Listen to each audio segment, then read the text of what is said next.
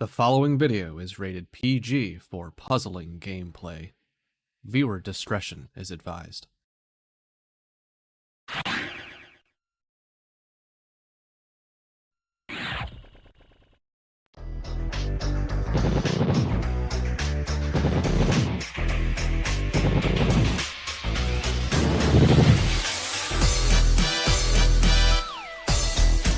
History is about to be made today here at the League of Puzzle Speedrunners. Will FFR Pro 21 become our first 5-time champion?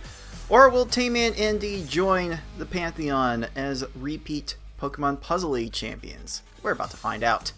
Hello puzzlers, this is your head tournament organizer, Cards of the Heart. Welcome to the grand finale of the League of Puzzle Speedrunners Pokemon Puzzle League Speedrun Tournament 2024. It is the end of an era in so many ways, but the beginning of some brand new things, some brand new exciting things happening at the League of Puzzle Speedrunners. So, by all means, you should be ready to tune in for the next 2.5 hours of some great Pokemon Puzzle League gameplay, as what I would wager to be the two best S-Hard performers in our community. FFR Pro 21 out of the winner's bracket, and TaymanND out of the loser's bracket.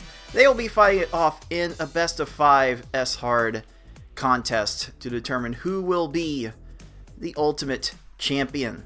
And you know what? If Tayman wins this one, we're going to have a little sudden death bracket reset after that too. So we've got plenty of Pokemon action for you waiting in just a little bit. But first, if you're tuning into this game for the first time and you're not exactly sure how everything works, allow me to take a couple minutes of your time to explain how this game works and how we are playing it in this tournament.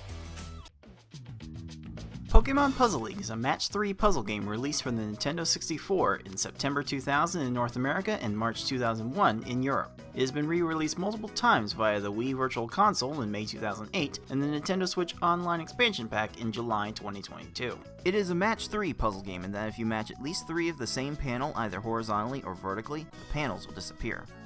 To win, however, you need to do more than simply match 3 at a time. You need to make combos and chains to not only prevent your gradually rising stack from reaching the top of your playfield for a time, but also to send garbage blocks to your opponent to make their stack reach the top of their playfield. You make combos by matching more than 3 panels in a row at the same time. They don't keep your stack from rising for very long, but they do send small garbage blocks to your opponent that can prove to be very disruptive. You make chains by linking sets of 3 or more matches together.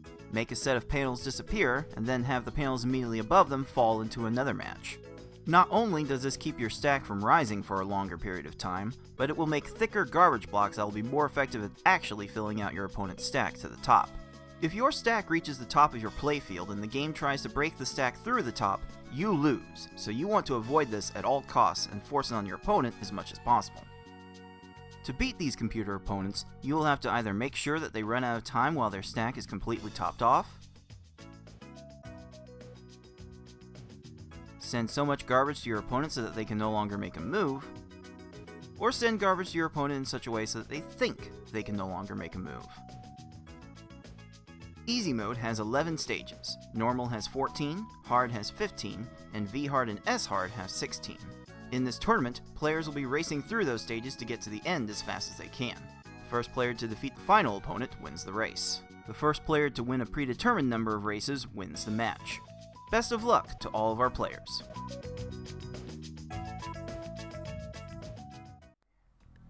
If you are joining us for the first time, puzzlers, you have joined at the absolute best time, or maybe the worst, because you're going to get to see the bare minimum of this tournament, but we have saved the best for last. It is S-Hard all the way in this Grand Finals match, best of 5.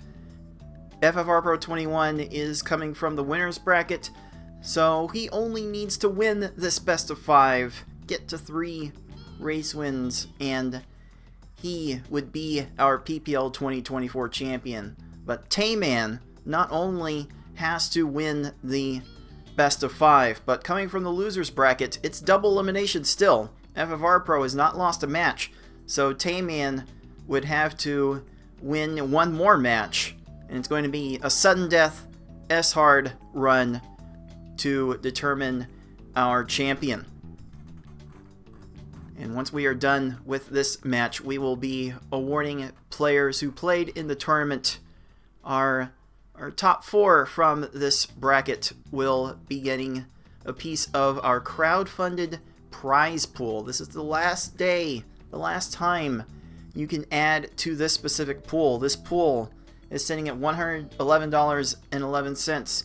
If we reach our initial stretch goal of $500, then the players who participated in this one-player stadium tournament we are going on will get expanded from the top 4 to the top 8 in payouts as a thank you for the sacrifice to give us some entertainment and some competition here. And if we manage to reach our final stretch goal of $1,000 from this point onward, which would be the biggest miracle of miracles we may have ever seen in this community, then everyone from this one-player stadium tournament will get a payout.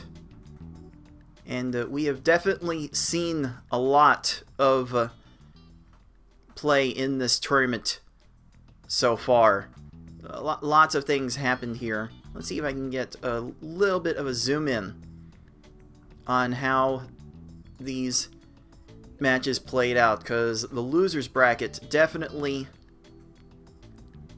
had some amazing things going on, and it is not yet done. We have one more match to go, but the journey to this point was significant for our players. TaymanND had a little bit of a slip up, a little bit of a falter in his match with Fate 7799.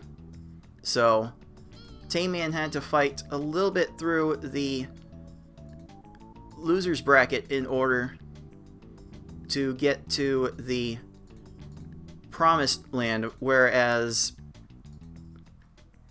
FFR Pro 21 had a relatively clean journey through the winners bracket until getting through Fate 7799 himself. So Fate really did some wonders in this tournament for trying to play spoiler a little bit, and I tried to get involved in that spoilering too. Like, that losers finals match is definitely one we will be talking about for a long time. Definitely worth a watch back if you have not seen that yet. But FFR Pro and TaymanND, I think they're the two best players in S-Hard in our field, if not in our entire community. So these two are certainly deserving of being here at this point. And I couldn't help but before the show take a look at their past history. We used to play S-Hard a lot more in these tournaments than we do now, so we actually have a fair amount of history from these two players since, let's go back to 2020. 2017 had some weirdness to it that you could probably throw out some of those results from there, but since the 2020 tournament, when TaymanND broke into the upper echelon of our community and won that tournament, since that tournament, we've seen FFR and TaymanND play in many an S-Hard race. My records show that we have 18 fittest races from FFR Pro and 14 from TaymanND, and the data is certainly fascinating with how their S-Hard times have gone. For TaymanND, the average finish time of his races was a 28:02. His best one coming in 2021 with a 20:28. Slowest one, by the way, is a 44:37. A bit of an inexplicable one. It happened at the start, I believe, of the Grand Finals match from 2020 against Foxyman. But TaymanND certainly recovered nicely from that slip-up. But FFR Pro has kind of ran circles around everyone else in S-Hard, averaging 24:30 in his 18 finishes since 2020. The fastest one, of course, as several of us older members would remember from 2020 in that epic clash against Tayman. The only match in Pokemon Puzzle League that Tayman has won over FFR Pro, by the way. It was FFR Pro getting a 14:32 and capturing the S-Hard record at the time during that race.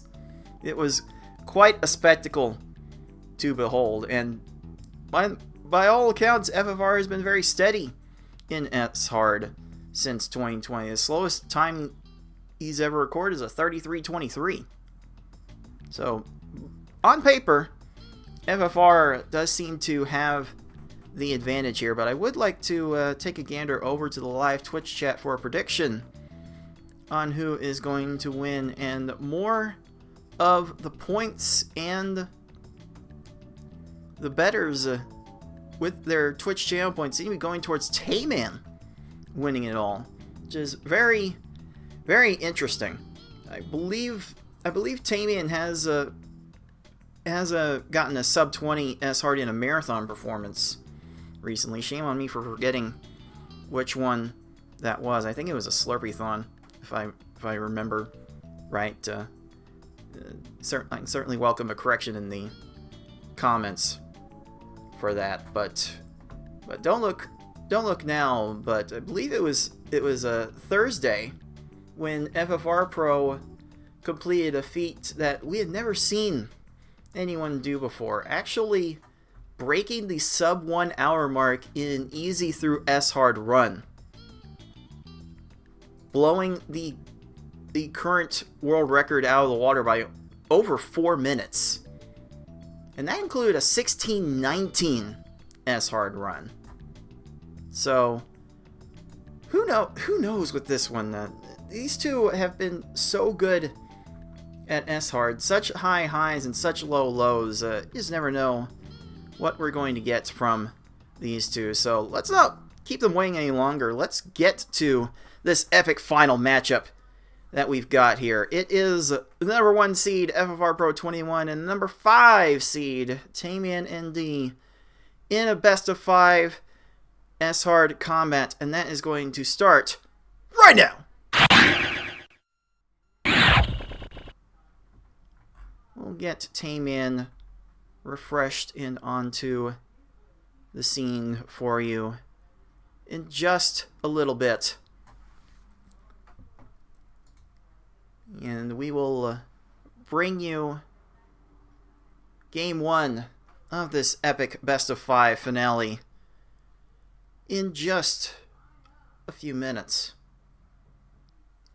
But here we go, puzzlers. Timers are counting down on racetime.gg, where we track the results of these races. And we are ready to start this Game 1 of this best of 5 finale. Here we go. This is all S-Hard, all the time. And if you thought the V-Hard races that we saw in the last rounds were random, you've really seen nothing yet. There's really nothing stopping these opponents from basically getting whatever they want. But for FFR Pro, it is Gary running out of time after dealing with the low garbage block. You will see our players not only lead their attacks with 2-4 combos to try and get garbage down on the opponent's stack to manipulate them into dealing with the lowest garbage block in play, but you'll often see when that does not work, and it will not work, you will often see them reset the stage once it goes awry, and it almost certainly will. It has not worked in 2 tries for Tayman so far, but it has been perfect for FFR Pro in 2 tries to this point. But it's still very early. We've got 16 stages in this, and the opponents only get faster and faster, so in theory, that's supposed to make this harder and harder. So It is still very early, way too early to call.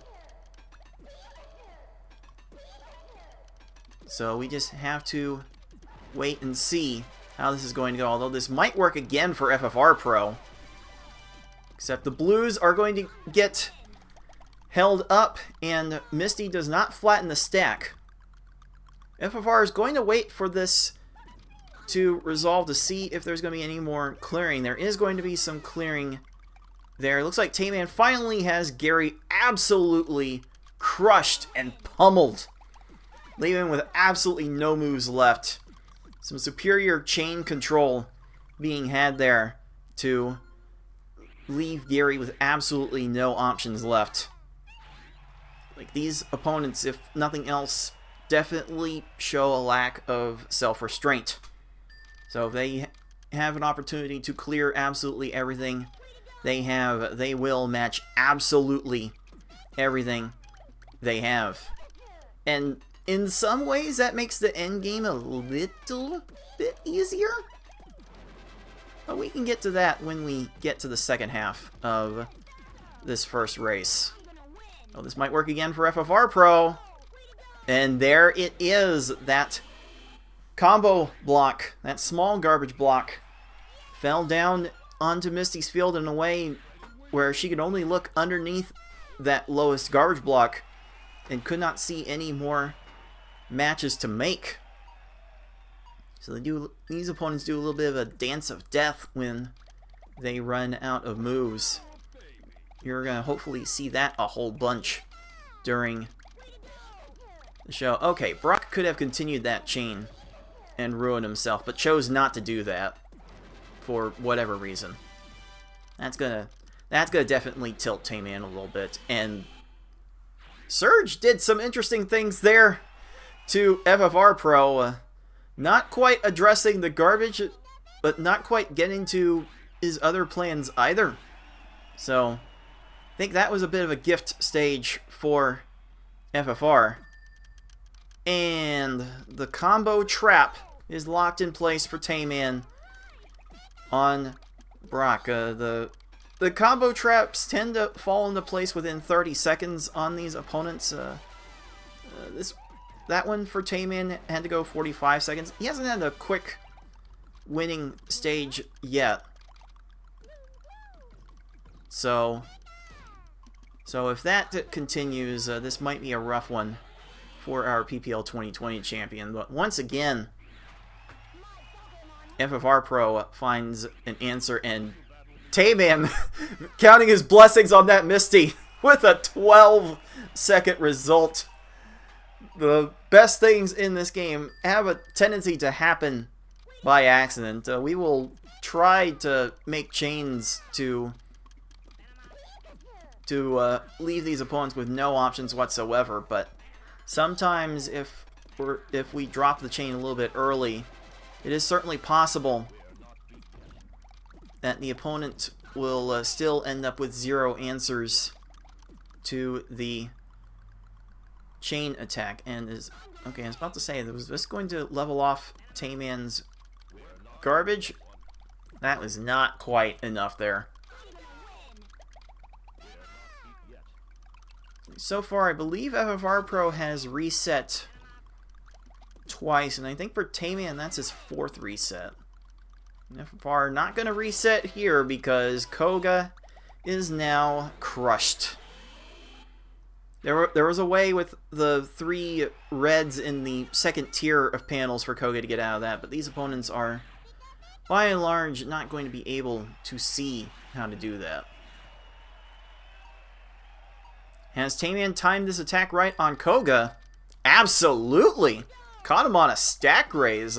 Not supremely common at this level to get that kind of win, but very fortunate for Tayman to get out of that. And now he's behind by our patent-pending 2-stage lead. FFR Pro going up to an X12 to try and control the timing of this attack. And it's not going to quite work out immediately. Sabrina might still run out of time. No, that random match will give her a little bit of options, but the down stacking will leave her with nothing. And Sabrina, I believe, is dispatched on the first attempt for FFR Pro. And FFR's first half, as he would say, he is driving through Schmoovin' USA with this first half right now. The times we would expect our top players to get usually fall in the 25 to 30 minute range, but this first half for FFR Pro is looking to be even better than that. Alright, Erica is distracted enough by TaymanND's combos to lose in 20 seconds, so still maintaining a 2-stage deficit so far. I think that garbage clear is going to eventually get FFR Pro to reset the stage. Although Blaine is one of those opponents that kind of has a habit of lining out the maximum possible matches from the transformed garbage, and it's going to work here. 56 seconds, very patient with that stage, but FFR gets it to work and finishes the first half of this run at just over 8 minutes. Definitely on like a low 20-minute pace, which is kind of insane to get in a random run.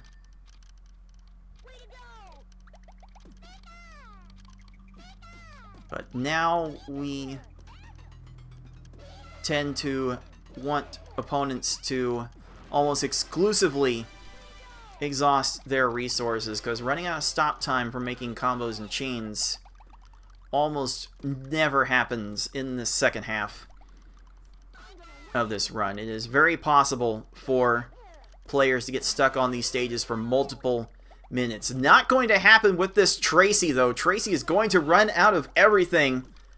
And another first try win for our defending champion.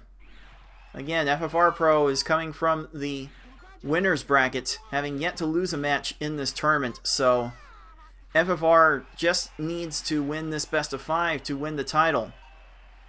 TaymanND gonna need a few better attacks than that, and is going to also need to win a sudden death best of 1 after this best of 5 is resolved. So TaymanND definitely has his work cut out for him.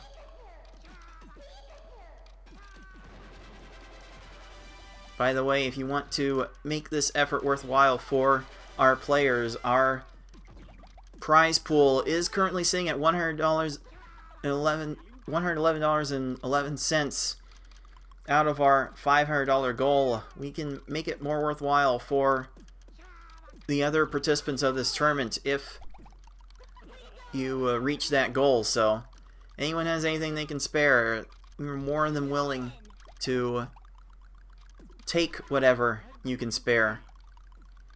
Alright, Team Rocket's also one of those opponents that will try to line out maximum matches from transformed garbage, so FFR is going to be a little patient here as well.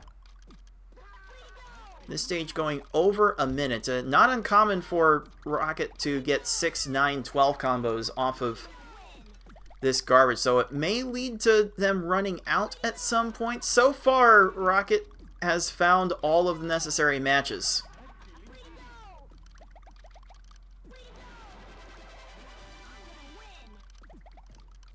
And that is going to be too much. FFR will pull the trigger on the reset. And once again, TaymanND's garbage gets leveled off by Koga. Koga giving our 5 seed a really hard time. Gonna find a little bit of chain to get a little bit extra time, and just this level is so slow. Like, for whatever reason, the Tetris Attack predecessor to this game had a maximum speed level in the versus mode of 6 out of the 10 that you might be familiar with in playing versus. with FFR Pro crushing Team Rocket there. He now establishes a 4 to 5 stage lead. Gonna keep it at 4 stages for Tayman after 10,000 years. But for Pokemon Puzzle League, that maximum speed level caps out in the one-player stadium at 4. So this is incredibly slow. So these opponents tend to get free reign to do whatever they want, especially in the second half. We're almost required to trap these opponents with a specific send of combo garbage. And it might work out for FFR here. A little bit of air walking there kept Giovanni alive a little bit, but Giovanni is the last notable opponent that does line out matches, as many matches as possible from transformed garbage. So this might be a problem for Giovanni here. This might prove to be a problem for Giovanni if he doesn't see that second tier of panels. Giovanni's going to be stuck there.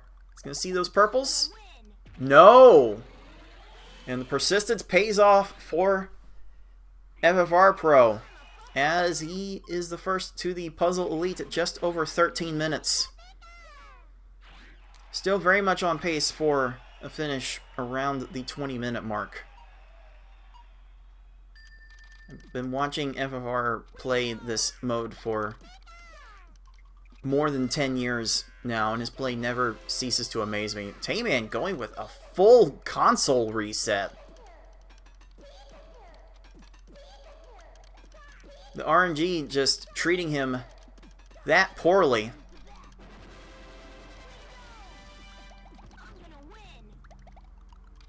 And he is not having a good time. Hopefully the console reset will change his fortunes. Fortunate that he's playing on a named profile so the data will actually save. I don't remember if it gets saved on a guest profile because I haven't tried to reset my console mid-run in a long time. So I don't think it works the same way. So fortunately, Tayman on the named profile can take advantage of that. And just the timing has not been good for Tayman's attacks in this entire race. Looks like FFR is going to get a fortunate Lorelei here if he sends a little bit more, and the follow-up does come through. 19 seconds for FFR Pro's Lorelei. 3 stages to go. Under 15 minutes. FFR Pro's been on a bit of a heater with this game lately. Alright, stop time has run out on Tayman's Blaine. So Tayman is able to get into the second half, but at over 15 minutes, he is not pleased, and he knows where FFR is at, and FFR, once again, very fortunate for Bruno to completely exhaust his right side, gets into a low right combo trap, and FFR Pro is 2 stages away from taking this game 1 in an emphatic fashion. Dominant even.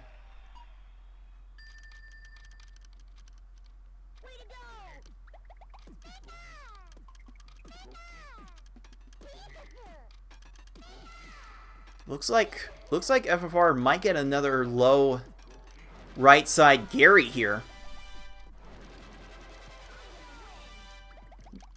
But Gary levels off the garbage and will be surviving just a little bit longer.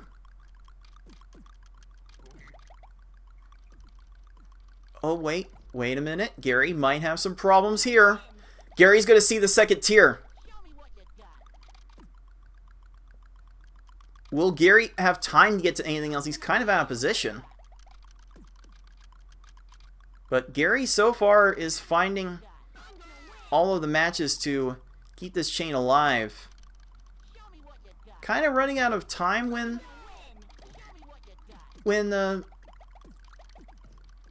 these matches don't immediately chain, FFR is not sent enough to Gary. So he's going to reset that attempt.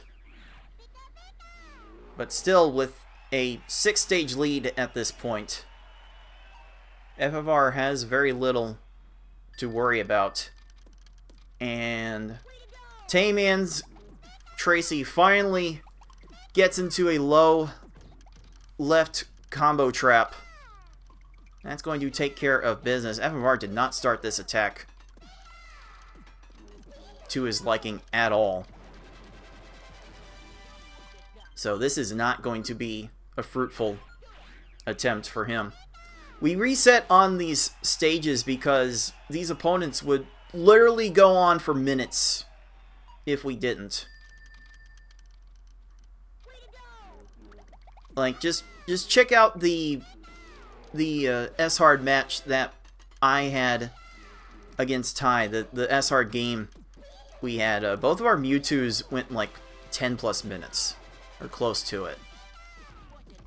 Like, these late game opponents are so fast that they can last for a really long time.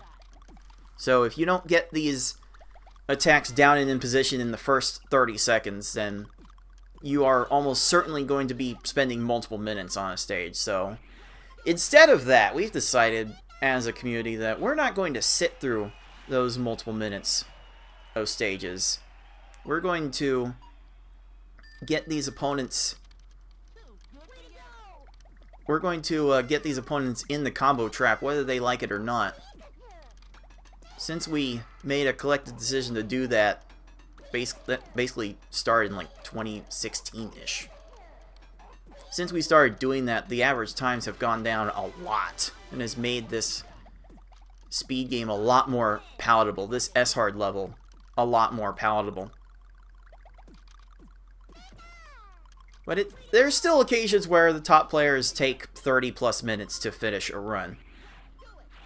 We're definitely seeing that difficulty from TaymanND right now. He does manage to finish Rocket though. So he's getting the lead down to 4 stages, as FFR has seemed to have hit a bit of a wall. FFR does get the second 4 combo in place to start the attack, and definitely looking to extend this chain as much as he can until Gary exhausts his left side. This might be a problem for Gary. And there is the low left trap in place. And at just under 20 minutes, FFR Pro has the chance to finally take this first game. TaymanND got his combo all the way down to the bottom of Giovanni's field. Could not get the trap in place from there. So he'll take another shot at that, and we will see with that 11 combo if Mewtwo will be free. See, often he's so fast he can exhaust his resources. This might not work. Okay. Mewtwo will probably have reds here to match and clear this further. Mewtwo even has the reds in the second tier as an option, decides to use those. So we often remark that S-Hard Mewtwo is free, but when he gets off to the races, you kind of have to sit there and take it, because a reset on a stage might as well be a loss, and a loss on Mewtwo means you have to go back to Gary the Second, to the previous stage. Because Mewtwo, quote, has no time for games, end quote. So FFR will definitely be trying. I would encourage him to lead with 4 combos as much as he can on each of his chains.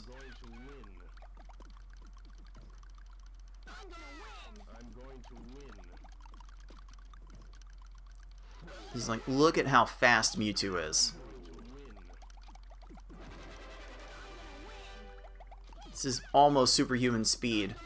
Oh, has FFR sent it? Can FFR send enough on the back end? No! Oh! FFR had a shot to pin Mewtwo there. It might still happen here. Alright, Mewtwo is finally down. There it is, officially clocking in at a 21-39. What a start. What a start from Tayman, from a FFR Pro. And that's going to be enough to get Tayman to throw that race out. And that's going to give FFR Pro star Pokeball number 1. Must be looking forward to Tetra's attack resuming to throw out the star comment. In any case, FFR definitely showing why he is the defending champion. And should be the betting favorite to win this. This tournament has definitely shown FFR as a cut above the rest.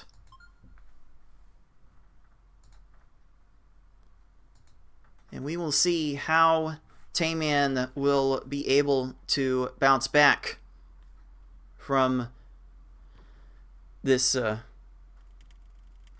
start in Game 2 in just a little bit. And after that dominating start from FFR Pro 21 in Game 1, we are ready to see if he can repeat that effort or if Tayman will be able to bounce back in this Game 2. Again, you will see our opponents, our players, trying to start with a 4 combo and then get another 4 combo immediately within the chain. FFR Pro trying to get the chain going long enough to let Gary exhaust his resources, but he's slow enough at this level, and that's probably not going to happen.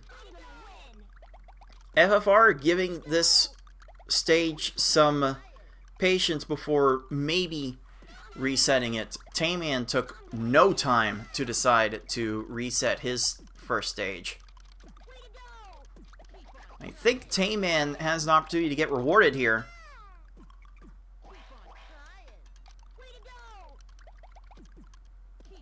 Certainly with the purples. That was a good attempt. Oh, I would have had some extra faith in that one. And it was not meant to be. And FFR staying on this stage for more than a minute. There is something to be said for letting these stages play out, because the stop time that you get from making combos and chains, or at least the margin time that you get from being at the top of the screen, does go down with each minute of play. So Gary is having less time to react to these attacks with every passing minute. But he's still fast enough to get to a few of these attacks, and even Gary 1 has had the potential, has wasted multiple minutes of time on players in the past. So FFR is letting these stages ride. Tayman is making a conscious decision to reset at the slightest moment things are going wrong. Definitely some diverging strategies here in this game too. A much different set of circumstances than we saw for Game 1. But FFR's Gary is getting to all of these matches. Even still, Tayman looks like he might have the low right combo trap in. Will the... Oh, the reds! The reds just happened to be generated enough for Tayman's Gary to get to that clear. Actually cracked RNG by the game to give Tayman's Gary those reds to save himself. Really nuts. So both of these players have spent multiple minutes on this Gary 1. Maybe the pillars will hold for Tayman, Gary? They do! And it is Tayman out of Gary 1 first. And that is a 10 chain from FFR's Gary. A 10 chain. These S-hard opponents are going in so hard. There's something to be said about FFR's combo-heavy attacks that are giving Gary all of this ammunition to allow him to make these lag chains. So far, it's not working out for him. He's trying to let the stage play out to let margin time take control, but 4 minutes, Gary's not really showing signs of slowing down. Even going to the far left to get a match over the closest match, Gary's still finding ways to get through this. Brock might be gifting Tayman a low left combo trap here. As long as Tayman has sent the chains, I think he has. That low block gets cleared. But Brock is downstacked to... there was going to be nothing left. Brock was going to let that fall into a 3 chain, and that would have completely exhausted his resources. So Tayman taking care of business so far. Has actually gotten out to a patent-pending 2-stage lead. This is one of the longest Gary 1s I have ever seen. It is very rare for Gary 1 to go over 5 minutes. But FFR has let this play out for over 5 minutes.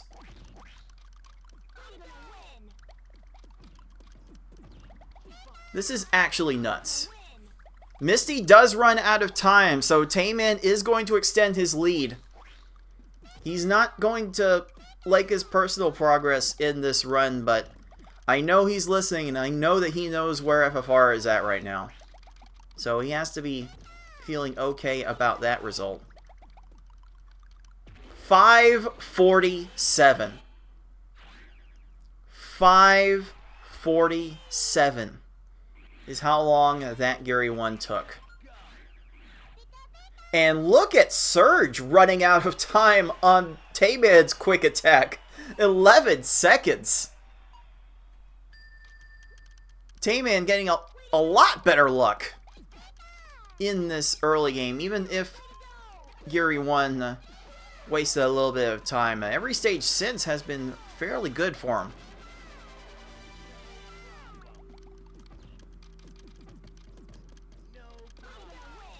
Alright, FFR's Brock does get to the attack. There's a low left combo trap for Tayman's Erica. Tayman extending the lead. FFR's Brock is probably not going to run out of time doing this. Although, Brock might run into a problem here. He's able to use the blues to make that match. FFR does have double 4 combos again. But that's not going to get anything going. And after a minute, FFR will reset that stage. I'm not sure Tayman wanted that 10 chain on his Koga. Gave Koga an opportunity to raise a row. And gave an opportunity to make a chain. So that will lead to another reset.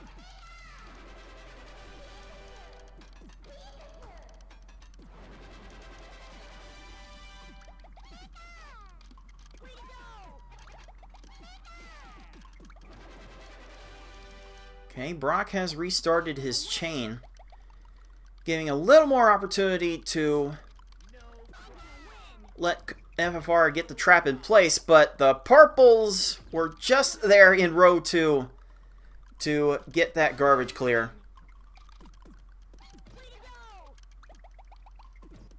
And Koga might have a problem here. Koga's not going to find his way out of this low right trap. So now it is Tayman off to the fast start in this game. Certainly have to wonder what was going through FFR's mind to let that Gary play out as long as he did. Right now, the decision to reset by Tayman is proving dividends.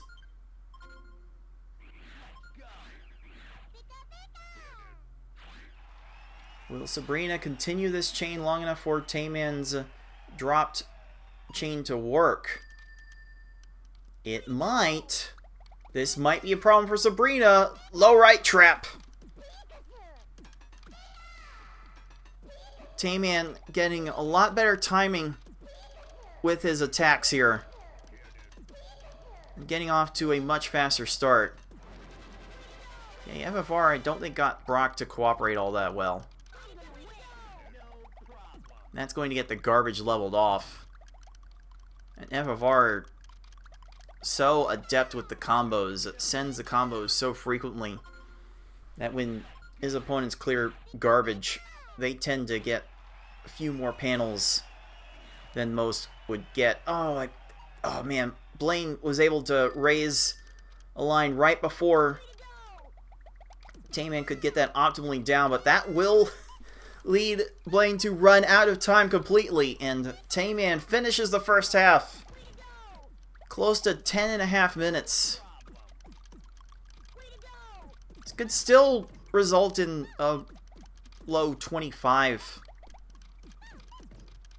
type affair. Like, his lead is 7 stages now.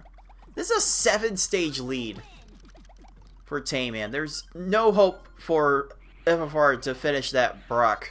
Going to reset again.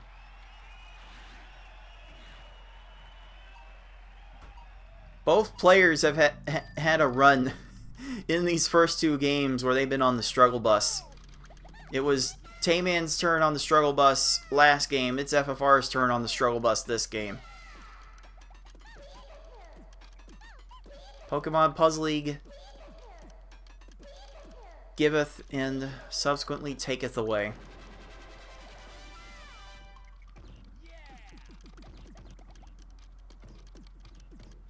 Okay, Brock might be giving himself a problem here.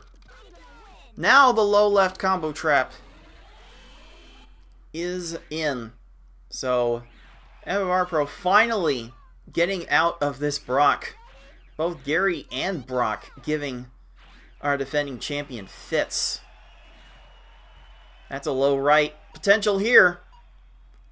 And the combo locks in for Tayman to make good headway in the second half. Starting off the second half on the right foot.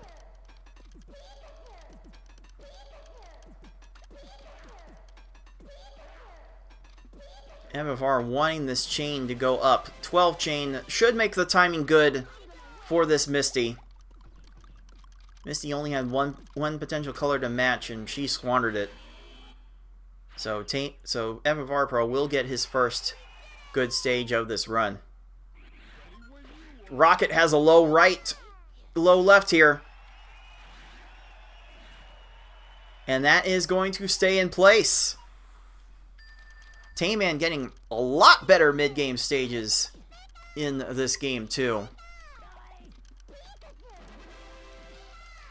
And it is leading to a 7-stage lead. Although, Surge is not going to get to this in time. Way out of position. So, now it's possible that FFR has got his groove back.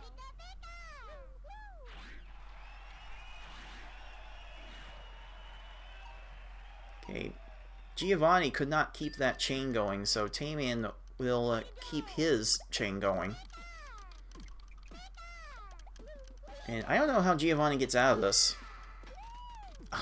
Just barely took advantage of shake time to get to those yellows. And Tayman has been very decisive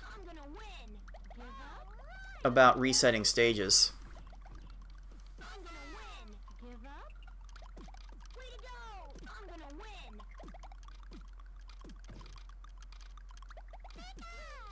I don't think that was the attack Tayman wanted to start with. I don't think Giovanni has enough. Although Giovanni's squandering all of his opportunities, Tayman just needs to send something. Will Giovanni run out of time here? No. But... oh wait, Giovanni was squandering his reds on the left side. He was going to match on the left. Oh, I think Tayman was a little hasty on that reset. I think Giovanni was going to completely run out of his resources, but it's also possible that Tayman was not going to have anything else to top off Gio with. So there's an argument to be made either way. Alright, this one is not going to work out for Tayman in all likelihood. But now, the one possible match that somehow Erica was able to see in time was able to make that match and ruin FFR's combo trap.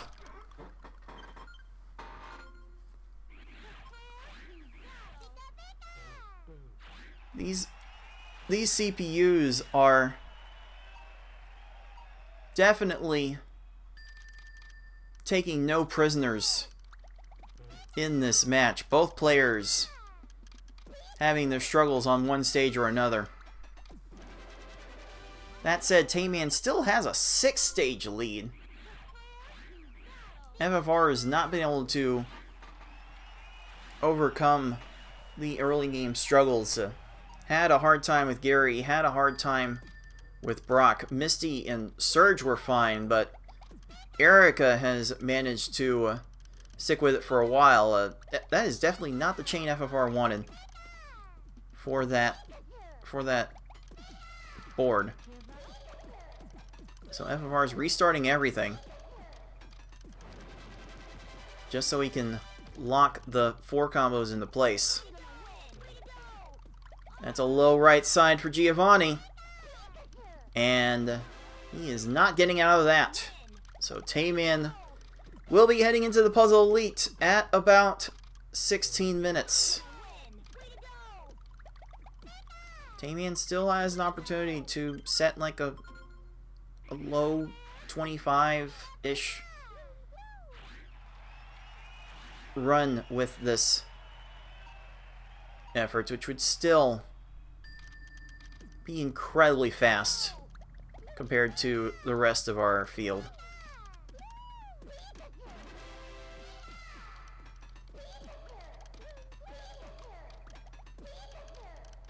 And will Richie run out of everything here? Yes, he will. Richie runs out of everything. Ends up being free in that regard. So, Tayman has a 7-stage lead with 4 stages to go. He has a real opportunity to tie up this set. And again, it is Tayman coming from the loser's bracket. He needs to win this best of 5 and then win in sudden death after.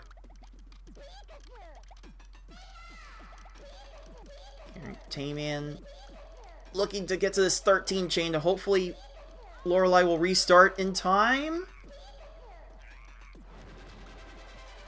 That is falling poorly for a low right. I had some hesitations of whether that was going to work for him, but that worked out great for Tayman.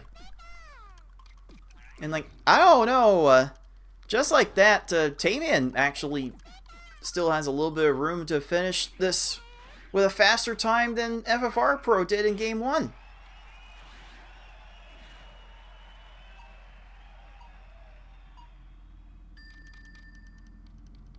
This right side might be a problem for Bruno, but he levels off the garbage. That's going to trigger an immediate reset.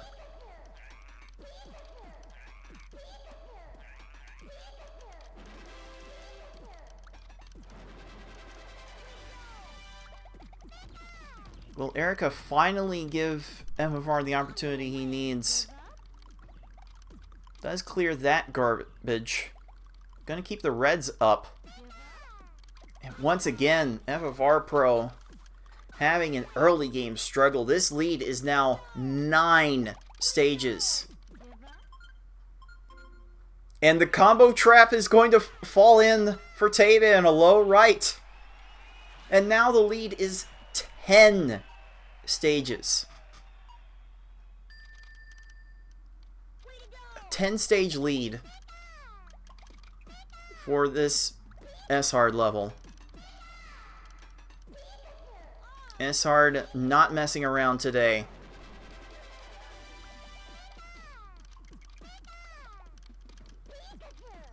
Erica might run out of time here, though.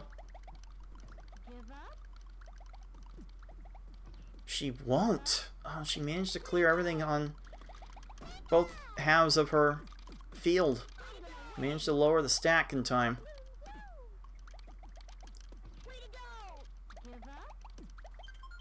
Erica was kind of wasting a lot of things, though.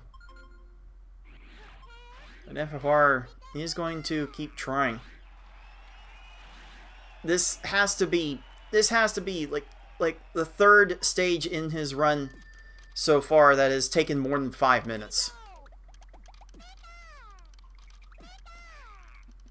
And oddly enough, it's been through different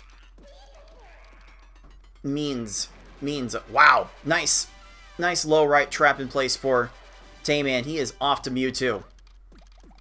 But FFR Pro has spent this race like spending 5 minutes on a single stage in Gary and then resetting multiple times to Brock and Erica to this point. If we get a free Mewtwo here, we could have an 11-stage victory.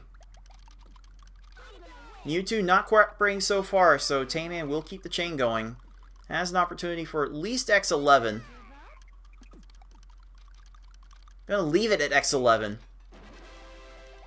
This has a chance to be enough.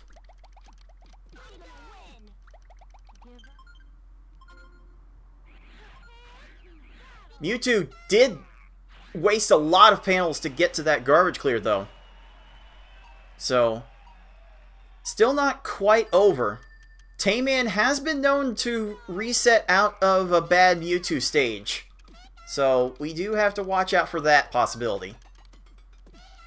But with the lead that he knows he has, I don't think he's really concerned about that. And Mewtwo might have a problem here. And this Mewtwo ended up being relatively free. And Tayman is the one to get a good run this time around. 21:51 is going to be enough for our 5 seed for the bounce back and the first Pokeball. Absolutely clutch effort needed there, and FFR sees the writing on the wall. We'll take Tayman's time, add 5 minutes, and record that as FFR's DNF time.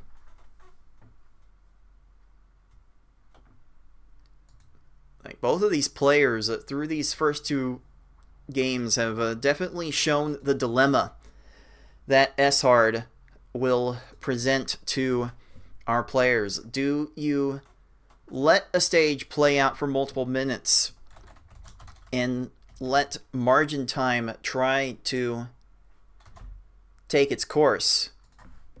Or do you let your faith in the combo strategies yield some quick wins at the risk of spending multiple attempts resetting on a particular stage. Many resets or one long stage? That can be the question that S-Hard poses to our players, and so far both of our players have been on the wrong side of more or less guessing wrong on that question. We'll see if either of our players' fortunes change enough to get some good stages together for a competitive Game 3. Looks like we are just about ready to find that out. Again, shoutouts to the people at racetime.gg for maintaining a very effective website for tracking these speedrun races and administering them. And we've been able to maintain a better history of our community events with that. So, with that in mind, we are going to get this Game 3 underway. And let's ignore the discrepancy in TaymanND's timer. Just add like 7 seconds to whatever his timer shows.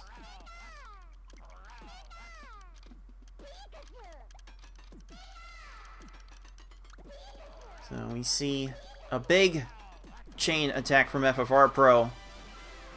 A little bit smaller from TaymanND, but it gets Gary to run out of time. And both players with a good Gary for once. FFR has to crush Gary about 10 seconds slower than TaymanND, but for once both players are off to a good start.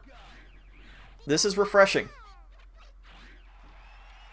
We really should not be letting RNG decide this so much, but S-Hard is kind of what our community initially came together to play more than 10 years ago, so that's why we have decided to keep playing S-Hard in our tournaments. Oh, that might give TaymanND Brock a problem. And crushed. Conched, if you will. Shoutouts to Galloping Conch for once being so enthusiastic of tracking those kinds of wins in tournament play. And we started calling them Conch kills. Even though Conch is not super involved in the community anymore, we still honor his enthusiasm by continuing to give him the name.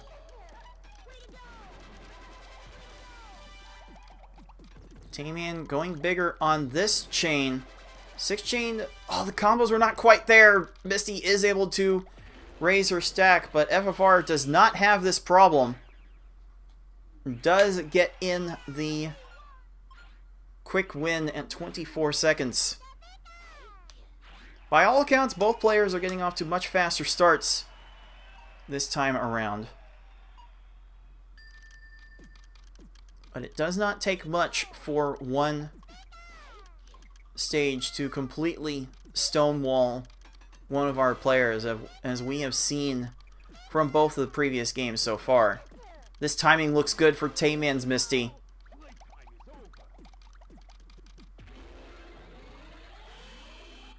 But it is FFR getting Surge to run out of time. And a little bit of an arrow walk thing. Some swapping over some transforming panels does allow TaymanND's Misty to get to his garbage and force a reset.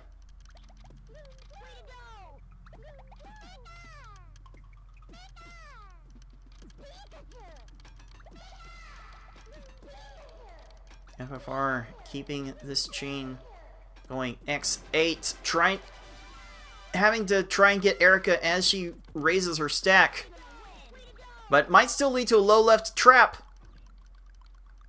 No! The combos are transformed, and that will allow Erica to clear the garbage. There's another clear.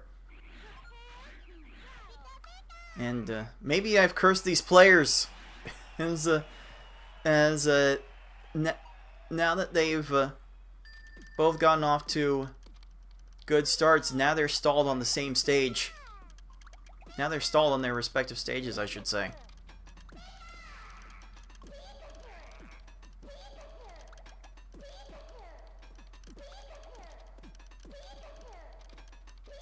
Oh, that catch from FFR to extend the chain, though. It's a one-frame maneuver to swap the falling panel, and it does register as a chain. Might be enough to get this Erica down. Not quite. Not quite, but Erica's not going to have that many options to work with, especially with getting that 5 combo. But that purple match will be enough, and that's going to allow blues to match later.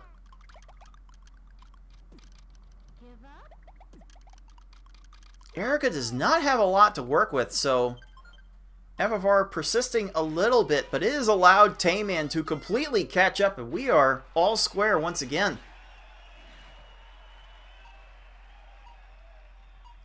Very thankful that this race has been a lot more competitive than the last 2 games.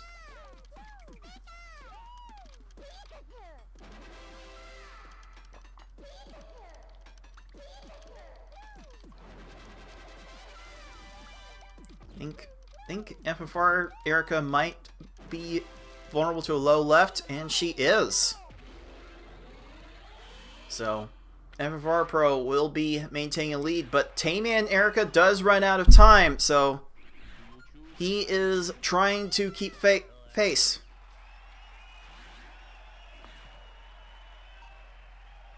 Again, if you are just joining us, this is the grand finals of our annual Pokemon Puzzle League Speedrun tournament. We've been hosting these tournaments annually since 2020. We used to like bounce around from Pokemon Puzzle League and Tetris Attack every year, but after 2020 we decided to do both games annual, and this is our Pokemon Puzzle League event. These 2 players have fought through weeks of grinding in the lower levels to get to this S-Hard finale. Double elimination tournament. FFR Pro, coming from the winner's bracket, only has to win this best of 5 to take home this title, defend. I believe it would be the first time someone will be defending their Pokemon Puzzle League title. FFR would also become our first 5-time major tournament champion. But TaymanND, from the loser's bracket, would have to win this best of 5 and then win a sudden death runoff right afterwards.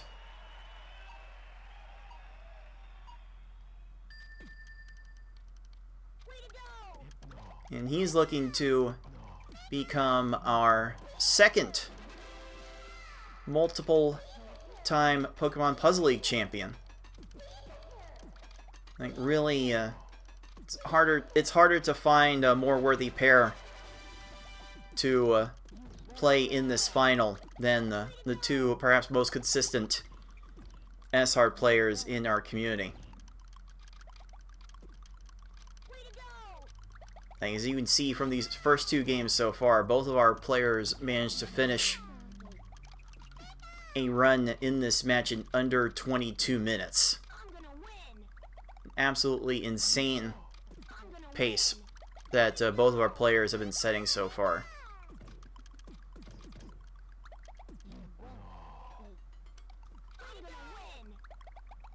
Okay, Tayman not quite getting the panels in place for the low left combo trap, but Blaine might still have a problem. Finally, as Blaine runs out of panels, so does FFR Pro Sabrina. So it's at about the 8:45 mark that Tayman advances into the second half of the run. Again, Tayman had some issues with his timer in starting the race, so his timer is going to be 7 seconds behind what it actually is. So keep that in mind.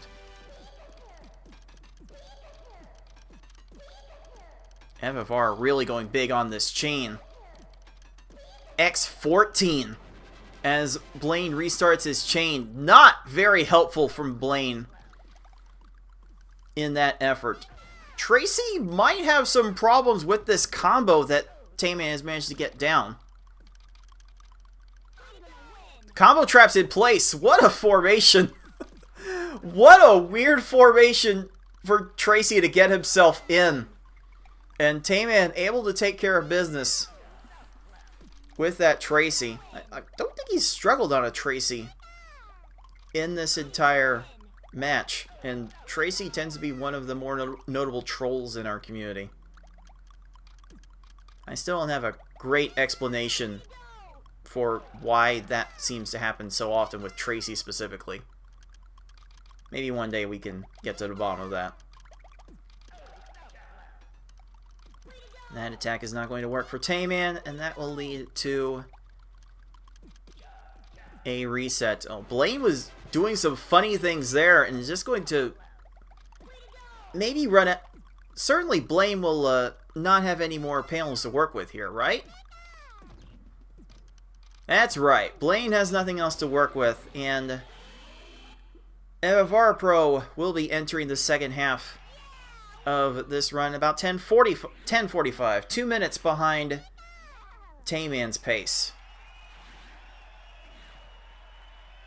This is going to be a much more competitive game than we've had for the first two races so far.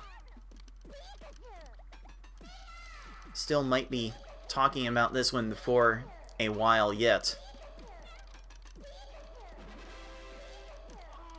Although that attack not quite going to Tayman's preference will lead to another reset. Okay, this Tracy is going to be fairly cooperative. That combo is in place, and it will be locked in. FFR Pro escapes from our resident #1 troll. Oh, can Tayman follow up? No! One more line! He needed one more line to fall in, and he didn't have it. So now both players are back onto the same stage. That was so close to working out.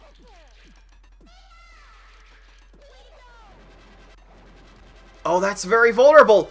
FFR gets his follow-up in time. And the low right combo trap falls in. FFR Pro takes the lead. And now you can see the emotion in Tayman's face as opponents manage to get garbage clear after garbage clear. It is FFR Pro 21 that has started to run away with it in this second half. FFR Pro not quite able to get the 9 chain in place. May not matter. Giovanni has an awkward board. And he will run out of everything. So as Tayman's able to advance to Giovanni, it is FFR Pro that finishes Giovanni, maintaining a one-stage lead as he enters the Puzzle Elite at about 13-15. Still on pace for something in the 20 to 25 minute range.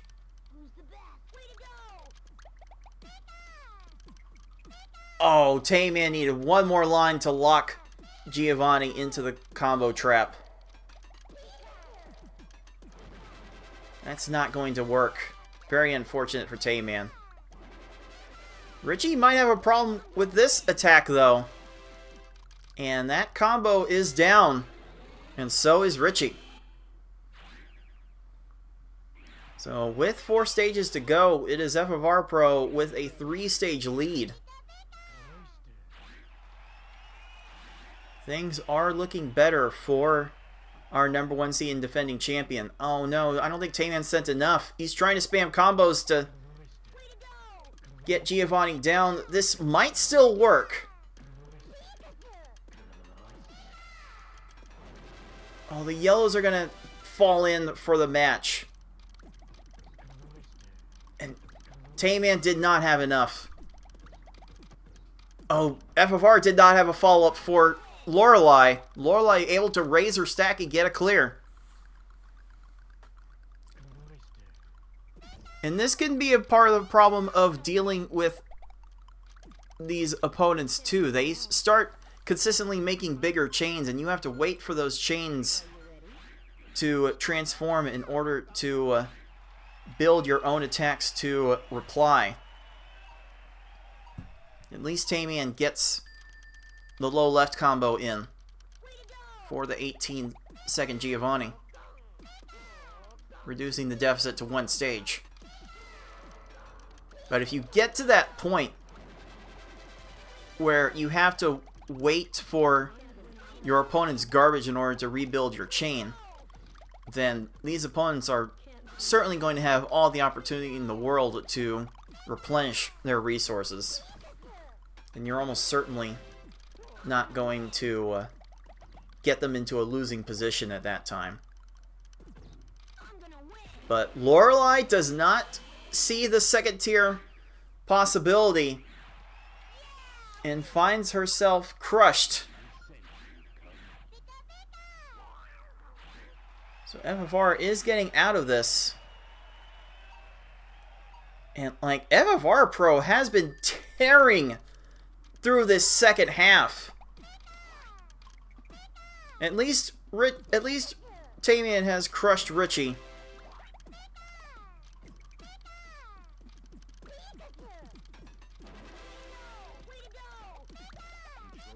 Bruno, not sure how many options he's going to have left.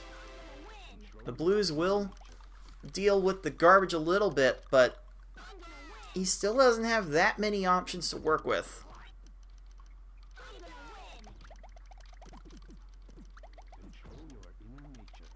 I might lead FFR to play this out a little bit more, at least until he gets to the second tier. That's going to be a reset. Tayman has been very decisive with his resets on these stages, more so than FFR Pro throughout this match. And for all of the difficulties he's been running into, for all the difficulties that both of our players have run into, this race is within a single stage still. This has been our closest race yet, and I am more than grateful that we can bear witness to this. Does Tayman have a low left Lorelei here? Low everything. Lorelei is crushed. FFR resets, and both of our players have evened out once again. One player gets out to a little bit of a lead, gets stuck on a stage, and then the other player rattles off some quick wins and gets back to level. This race has definitely been worth watching. Oh, I think FFR wanted to continue that out, but it may not matter. Oh, the horizontal match next to the combo block gets the garbage clear. FFR is going to see if this resolves into anything. Only the purples are left. The purples are gone. FFR runs out of panels, but so does Bruno. And Bruno runs out of time first.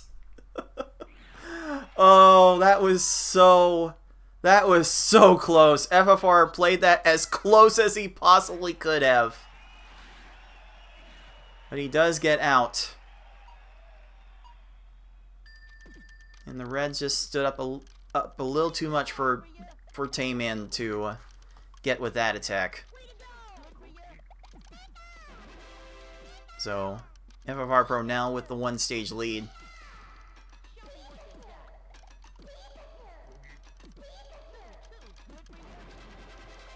FFR wanted the 9 chain, could not get it.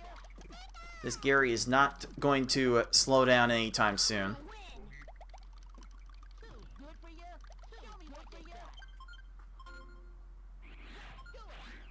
TaymanND might have Bruno crushed here. Yes, sir, that works.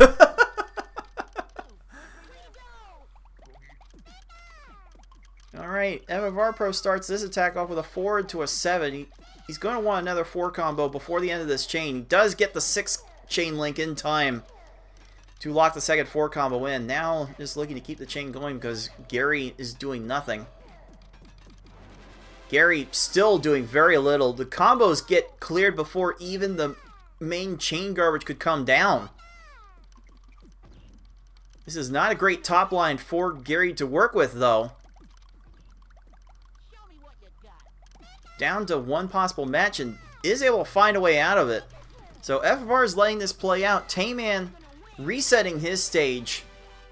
That might give TaymanND the edge he needs to get into Mewtwo first.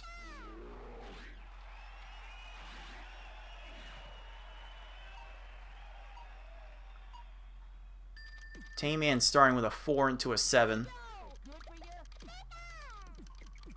Does find a way to re-establish the chain with Gary doing nothing to help TaymanND out. Gonna leave it at a 10 chain.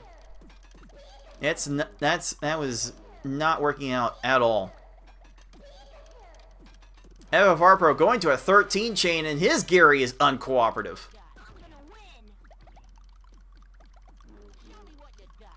That's a clear. That's a reset. But TaymanND's been kind of been ahead on the reset game.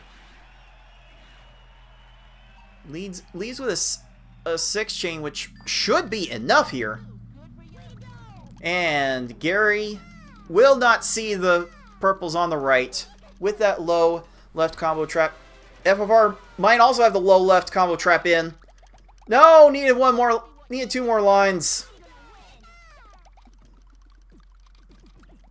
FFR is gonna have a little bit of a problem here. Then again, so does Gary. FFR's follow-up is enough. So FFR will be shortly behind TaymanND into Mewtwo. TaymanND lets this attack down on the Mewtwo. It's not quite enough. Whoa! That is one of the most unlikely events you could ever see. TaymanND gets hit by the infinite scroll glitch. But Mewtwo's stop time was in a state that he was actually allowed to lose.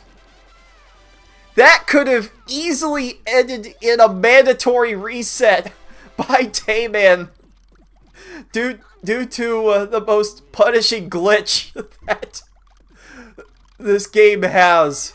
But Mewtwo somehow ran out of time, and it is TaymanND taking Game 3 with a time of 22 minutes, 2 seconds.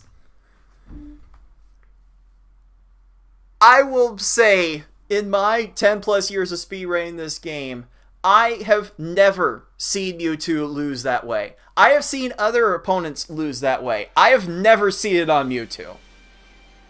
Like, I've gotten scroll glitched on Mewtwo before, but it's never resulted in a win. That is a first for me. That is an absolute first for me. And with that done, FFR Pro decides he's not going to finish. So he'll take a DNF time of 27:02. But let's give Tayman Pokeball number 2 for that. Unbelievable. I'm not going to get over that for a while. That was... I've seen infinite scroll glitch happen on Mewtwo a few times, but it's never resulted in a win. Again, I've seen other S-Hard opponents get glitched and then subsequently lose. Never seen it with Mewtwo. I may never see it again with Mewtwo. Actually insane. And I do believe Tayman is running on the original in the Nintendo 64 cart. It happens a little bit more often on Wii Virtual Console, but it can happen no matter what platform you're playing on, and we still don't completely understand how it works. There's definitely some shenanigans happening with falling garbage and the opponents trying to swap with it, but we still don't know completely how it works. And that certainly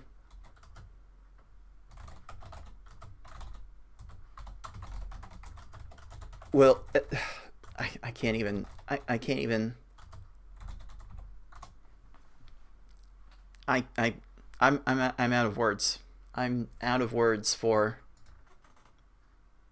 how that finished out.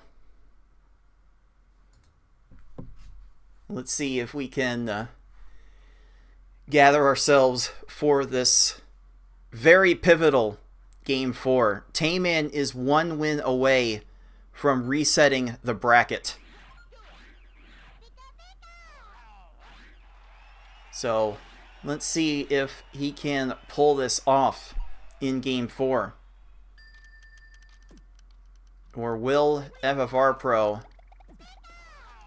start to take care of business and bring this back?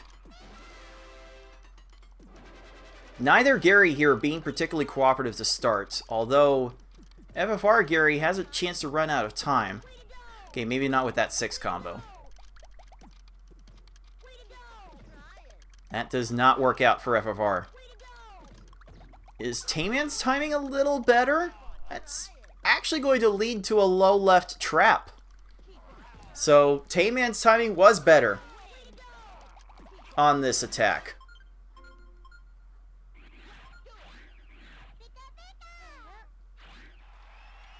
So Tayman off to the fast start. FFR Pro will be resetting his stage.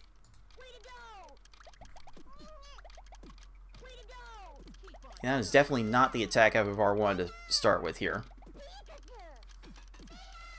Usually trying to lead with 2-4 combos at the very start of the chain to make sure that the double 4 combo strategy falls into place. But it may still work out for FFR here. And it will. And Brock, inexplicably going the wrong way, will run out of time on Tayman's attack. So Tayman with the quick 1-stage lead. But we have seen the swings fall in either direction throughout this tournament. This is still way too close to call. And if you want to make the effort worthwhile for our participants, you can contribute to our crowdfunded prize pool. Still at $111.11 out of our $500 initial stretch goal. The winner of this match will be getting 40% of that pool, second place is already guaranteed 30%. But you can change that math a little bit if you get this prize pool to our goal of $500. And either way, all of our players would appreciate the support that you've been giving to our tournaments. Everyone that watches, everyone that subscribes to the YouTube channel where you can watch all of our archives. We appreciate everyone that has been supporting in their own way. And we'll have a way to thank everyone that has supported this tournament in their own way at the very conclusion of this. Which, if TaymanND is trending in the direction, if continues to trend in the direction that he's going right now, it may take one more match than originally scheduled. Okay, TaymanND could not extend his chain, but neither could Erica. Kind of hoping to get her on the stack raise, and it will not work. So again, TaymanND has been very decisive with resetting his stages. FFR has decided to let a few more of these play out. TaymanND has faith in his execution of the double 4 combo strategy, and that has worked out a lot better for him since game 1.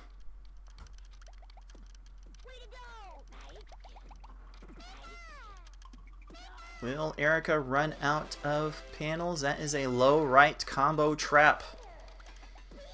That combo trap is how we hope for all of these opponents to lose. Because if they don't lose that way, they could go on for multiple minutes. As we saw from FFR's Gary in Game 2, starting off with a 5-minute 47-second stage. Like, do you let the stages play out, or do you reset them quickly?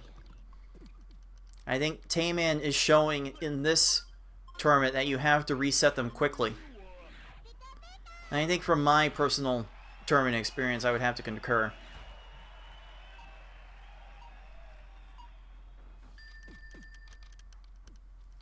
That's not going to work out for TaymanND, but he has the patent pending 2-stage lead, so he doesn't have a huge problem with reloading that stage. Oh, Surge levels off the garbage, and this is not looking good necessarily for FFR Pro. Chain falling into the garbage, clearing the main garbage, that leads to a reset.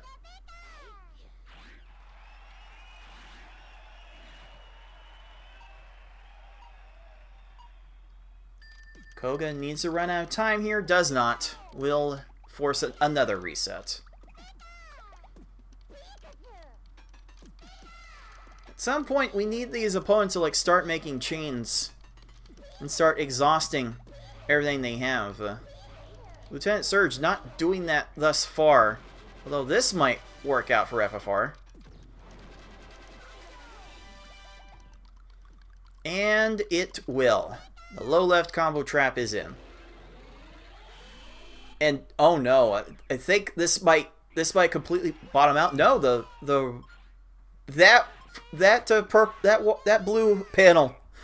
blue panel doing a lot of work for TaymanND to save that stage. Good work from TaymanND getting that trap into place. And he maintains a 2-stage lead as we head to the middle of this very important Game 4. Again, TaymanND 1 game away from resetting the bracket.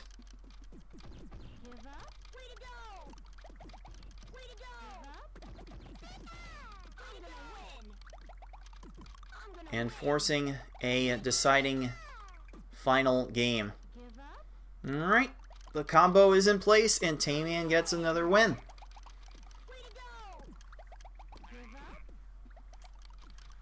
FFR Pro is probably going to let this stage play out until Erica gets to that second tier of panels, because the double 4 combos are still back in place and they can prove to be a little distraction.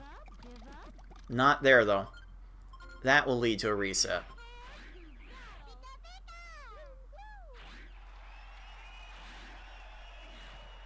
I'm starting to get the feeling that the second set of double 4 combos is more cute than effective.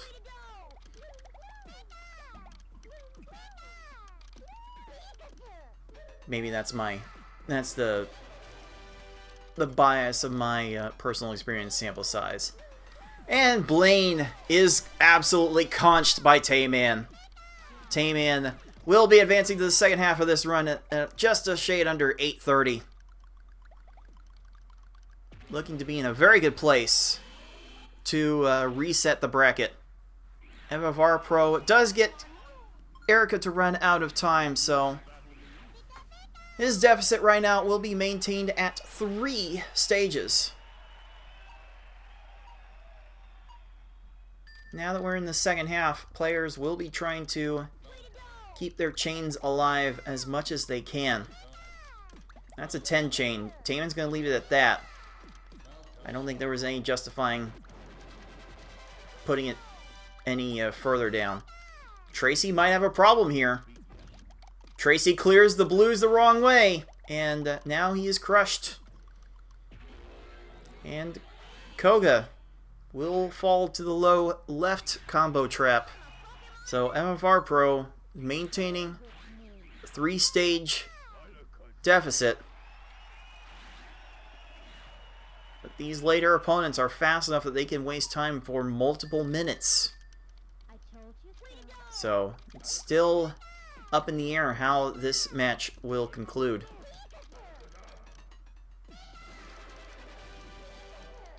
Tayman, recognizing the need to keep the chain going, will go up to 9. FFR ends up stalling at a 9 chain. Sabrina is probably not going to run out of time after this. But doesn't have an immediate match. There it is. There it is. Every little random match these opponents make gives them a little bit extra time to respond, and they do find their way to respond. Again, Sabrina, one of these opponents that will line out as many potential matches of the combo of the transfer and garbage as they can. So FFR will be trying to get this play out. Oh, Tayman needed 2 more lines. Not gonna get that attempt down. We'll be forcing another reset. It was almost there. As the great Pokemon trainers have often said in this game. They've also often said you can't win them all, but we try to ignore that as much as we can around here. And after a minute and a half, FFR has had enough with that Sabrina attempt. She found a way to get more garbage clears.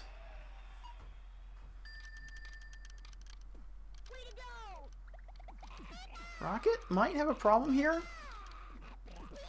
Oh, Rocket manages to get the right panel over to get to the garbage clear and trigger the reset. FFR Pro could not extend that chain any further than a 10.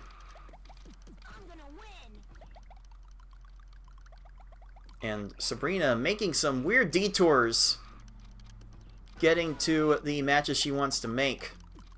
She might run out. She has run out. So now FFR Pro takes the margin back to 2 stages. And you know, FFR Pro would just love to win these next 2 races and just decide it right here. Would rather not to leave it to a winner-take-all game to decide everything. But personally, I had no interest in running another best of 5 after this, or putting them off to another date. This tournament has been delayed enough as it is.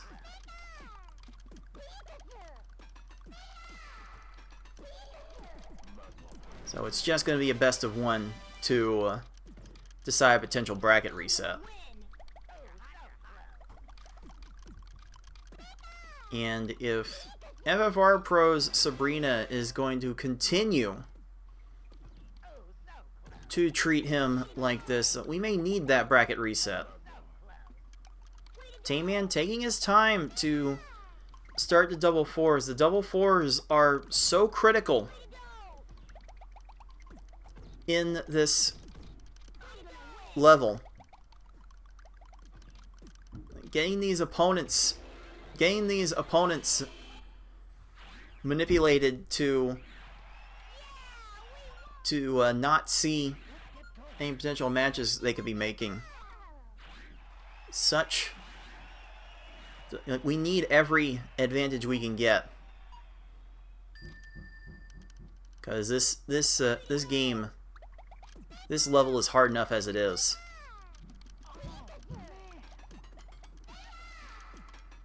It's hard to imagine this working out for TaymanND. Unless Rocket swaps the wrong way. If Rocket had just let that drop, they would have lost.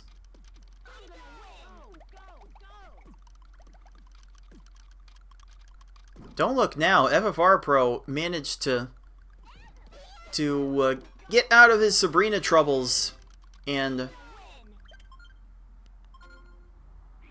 get right back into this race.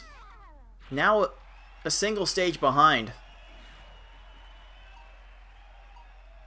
TaymanND really going from seed to shining seed to extend this chain.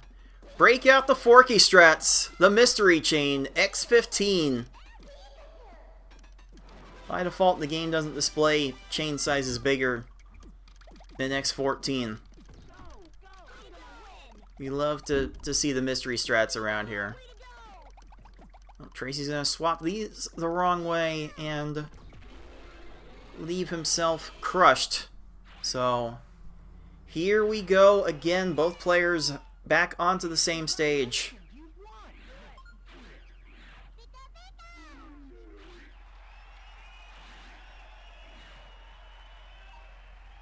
TaymanND going to extend this chain with Rocket stopping and raising their stack. TaymanND gonna leave it in a 10 chain.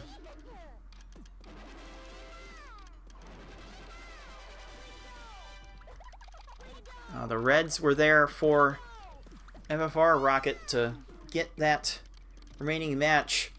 Can FFR follow up with any more? No!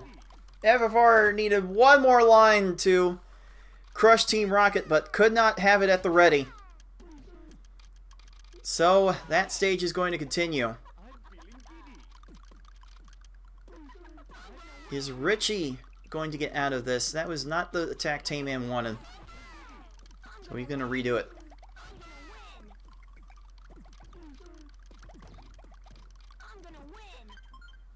That's not going to work out for FFR either. I don't know why I said Richie. I think I saw a stage 12 in the glance of TaymanND's screen, but no, he's not on Richie. I don't want to pull a TaymanND and misname these opponents. That's never been my style.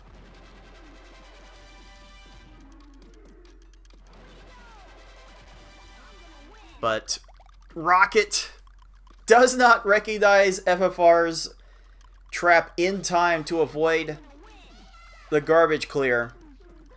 So FFR Rocket does get out of the mess. And I swear, Team Rocket is making a name for themselves as grade A public enemy #1 persona non grata throughout this tournament. There's just something about this mid-game. Like, every mid-game opponent is causing these problems. And for once, we have both of our players running into a stumbling block. It's really amazing that the times we've been able to have finished so far have been around 22 minutes or less. Kind of amazing how that has turned out. And TaymanND gets the horizontal 6-to-bodied right after FFR Pro crushes his own rocket. So we are about as all square as we could possibly be. The margin here is about 4 seconds with 6 stages to go. It is hard for this race to get much closer than this, puzzlers.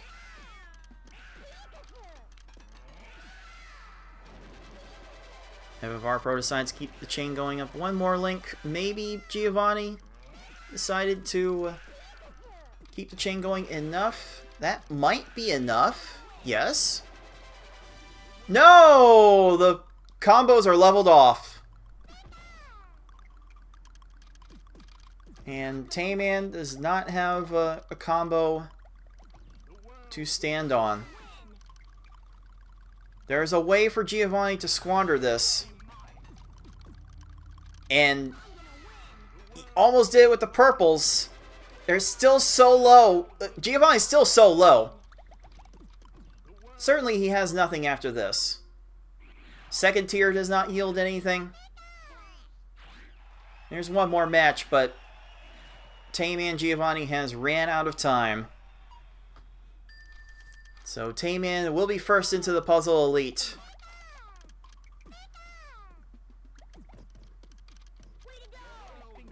Okay, FFR let that chain go. Not sure he wanted to. Definitely did not go his way. So we will reset that. So it is TaymanND off to the 1-stage lead now. Again, TaymanND needing this to force a bracket reset. That sure didn't look like... Oh, is Richie gonna get these yells in time? He is. And with a load combo block on Giovanni's field, Giovanni decides to raise his stack all the way up and take an immediate L. Like, with a single garbage block on screen, these opponents are capable of doing some crazy things if they can find no other matches. And we managed to see that on display here. I swear, this match has had just a little bit of everything. Now we just need a race decided by less than 1 second. That's the only thing this match is missing. And I'm not sure my ticker can take it anymore. Like, I might go crazy if I have to go back to the tape for one of these races.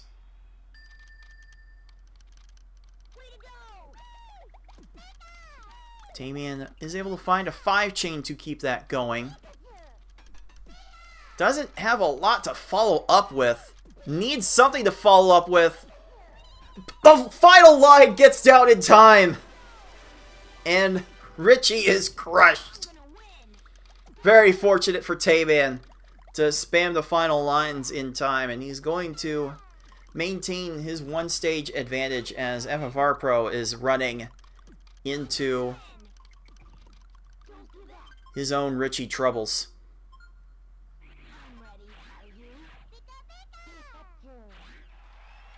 Alright, TaymanND goes to the 3-chain link for his second 4 combo.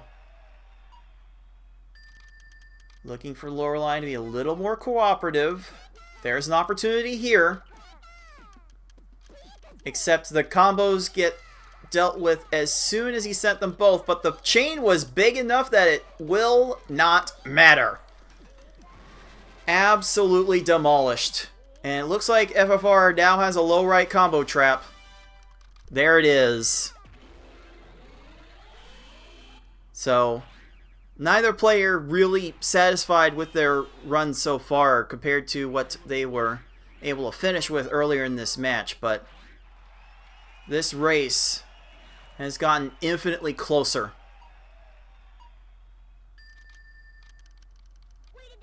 Oh, Tayman finding a 4-chain. That might still be enough. Bruno has a very vulnerable left side. And the combo falls into place. So, Tayman now off to a 2-stage lead. With, now Lorelei runs out of everything. So it's a 1-stage lead with 2 stages to go. This is Tayman's opportunity for some renewed life to bring FFR Pro down with him to the loser's bracket and force sudden death. I think Gary may have done himself in here.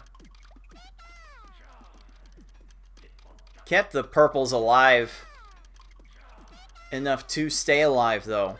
And that's not going to end well for Tayman. That's going to be a reset. Bruno might ruin this. He does. So, FFR Pro will be joining Tayman on Gary II. This might be Tayman's best chance. And so far, Gary is not being cooperative. Oh, I don't think Tayman wanted to drop the attack at that time. So that's going to be a reset. FFR Pro, not quite a vulnerable enough right side for Gary, so the chain will continue. It's going to be a 10 chain, maybe an 11. Not going to make an 11. But this left side looks juicy. But Gary was down stacking the reds before the combo could fall. So FFR's Gary gets out of it. Will Tayman's Gary get out of this, though? This vulnerable right side. Oh, that match does ruin things a bit. That was so close.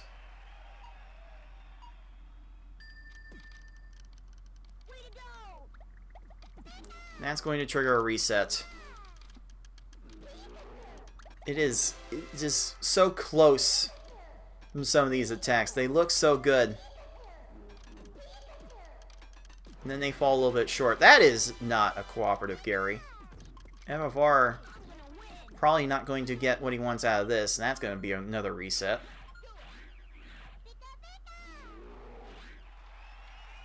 Oh, that right side might be a problem for Tayman, Gary.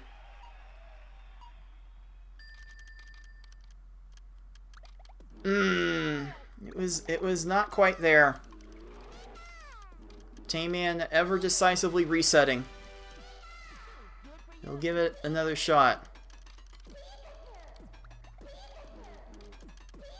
This is definitely the most nerve-wracking part of the race when both players are this close to the end.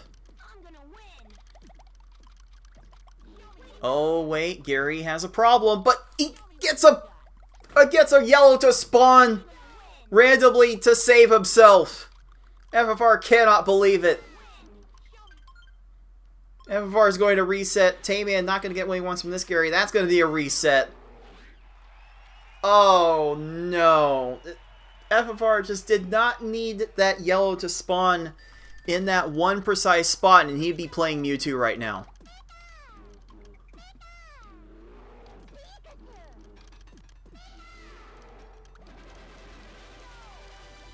That's a low left, though. And FFR does get the combo in to enter Mewtwo first.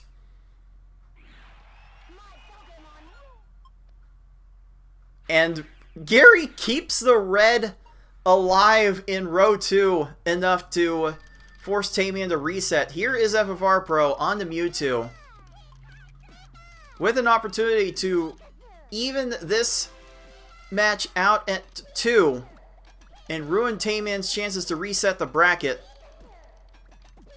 I don't think this Mewtwo is not being helpful at all. That is the most that FFR could chain there. Although that right side might be a problem. Mewtwo clears the wrong way. Mewtwo is free. And FFR Pro 21 clutches out a Game 4 time of 28 minutes 11 seconds to stave off Tayman's bracket reset push and take us to a deciding Game 5. Wow. That race seemed to have a little bit of everything. This match has had a little bit of everything. Tayman does get the low left onto Gary. And let's see if Tayman can pull off a free Mewtwo. We want to see two free Mewtwo's. Let's get some free Mewtwo's around here.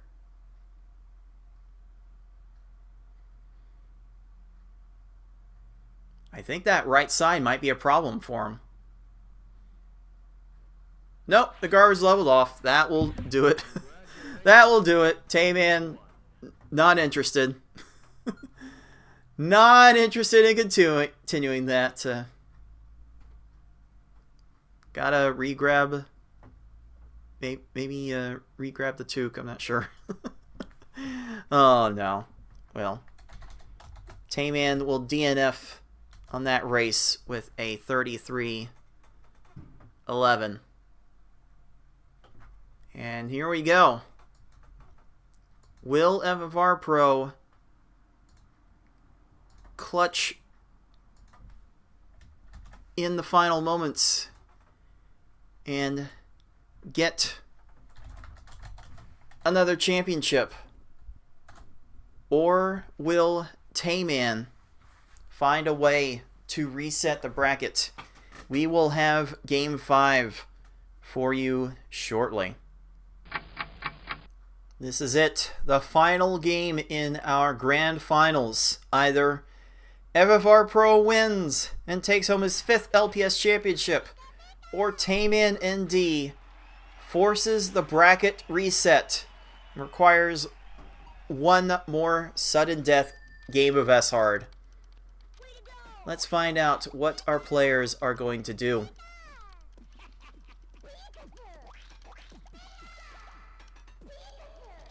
FFR finds a 9, 10, 11 chain to start things off.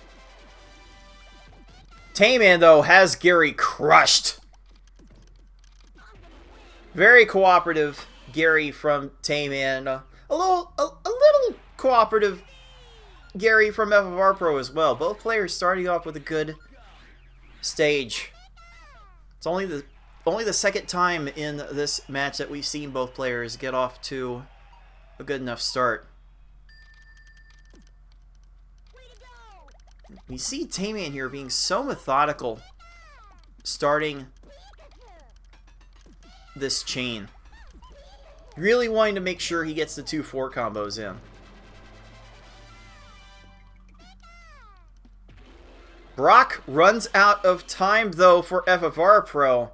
FFR gets the better Brock stage out of this exchange, and it will be FFR out on the early edge.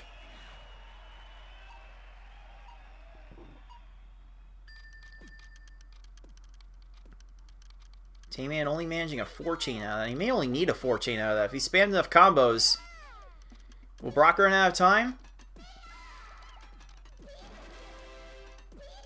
Why, yes, he will.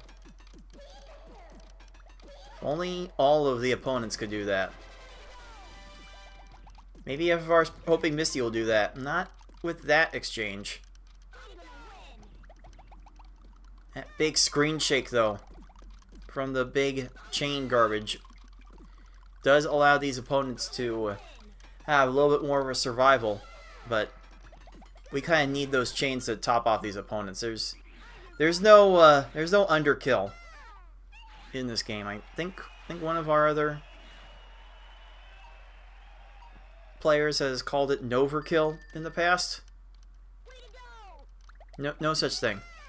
You have to top off these opponents one way or another. That's the first priority. FFR Pro is extending out to a 10. Maybe needs a 13. Not gonna see the 13. Probably needed it. This Misty is going to make some more chains happen.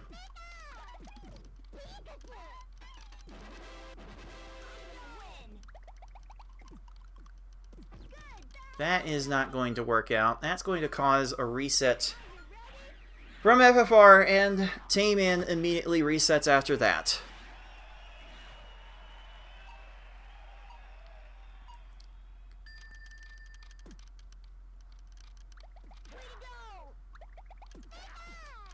FFR Pro starting his attack on the left. Should be able to extend this out to a 9 and beyond. Gonna end up leaving it at a 9. Maybe that left side is going to be vulnerable. It might be. It should be. It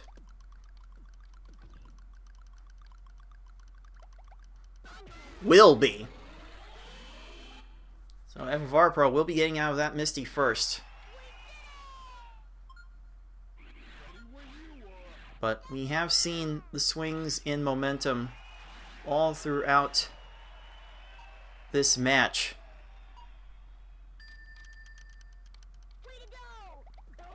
We cannot hope to call this race this early.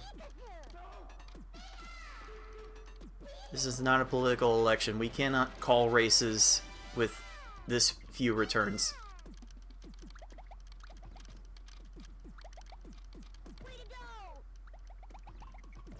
And the combo falls into place. Very fortunate for FFR's Surge to waste all of his options.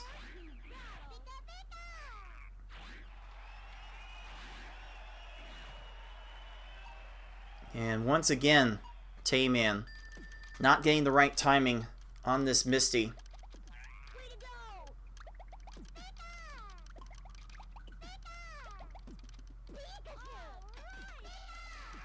It's going to trigger another reset.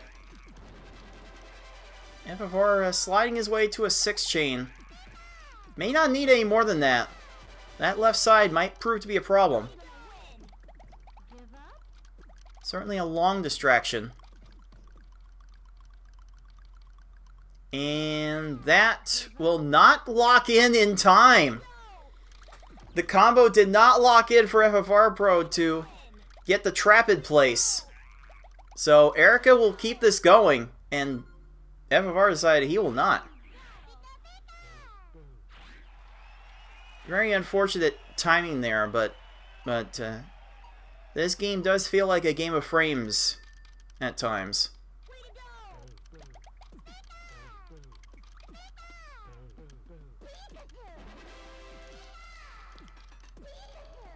Does TaymanND have the timing on this Misty? I believe he does. Misty's not getting out of that. So after 10,000 years, TaymanND is free from Misty's clutches. That right side might be a problem for FFR's Erica. Gets the greens under it in time. But now the left side looks to be an issue. And Erica flattens the wrong way. And leaves her with no options left. Oh, Surge may run out of time here. Gets a chain! Will buy him the extra needed time to get to that garbage clear.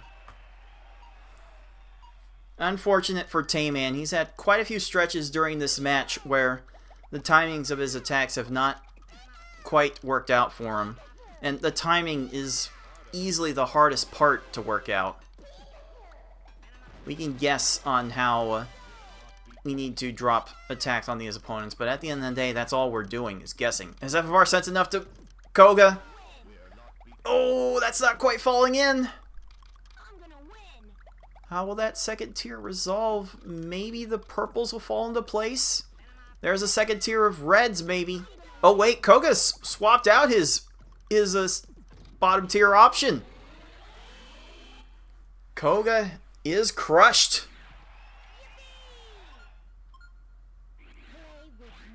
With that, FFR Pro now has a 3-stage lead. Which, if these prior races have been any indication, that means very little. And that is a low right trap for Tayman. Finally out of Surge. Neat little 9 combo from FFR. Not quite getting the little platform catch to extend that chain.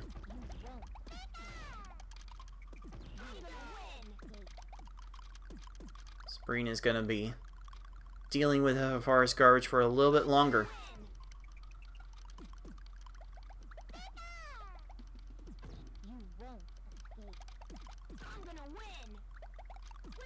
Again, Sabrina, one of those opponents that will try to maximize their combo from transformed garbage.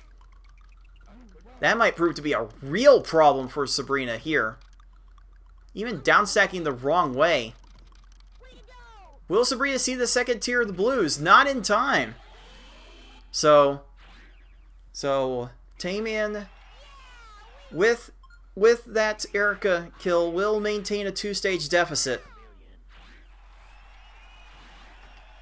It's still very early. The second half is even more random than the first half, as we've been seeing all match long, all tournament long, really.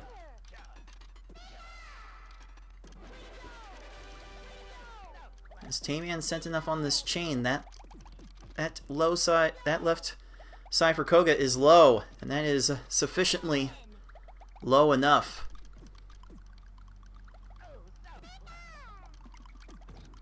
Blaine going to give FFR Pro a little harder of a time. Might be forcing a reset soon.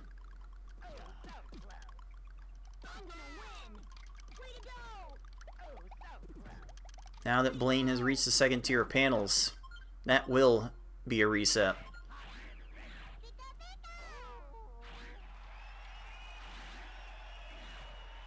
Tayman deciding to go up to an X9 chain.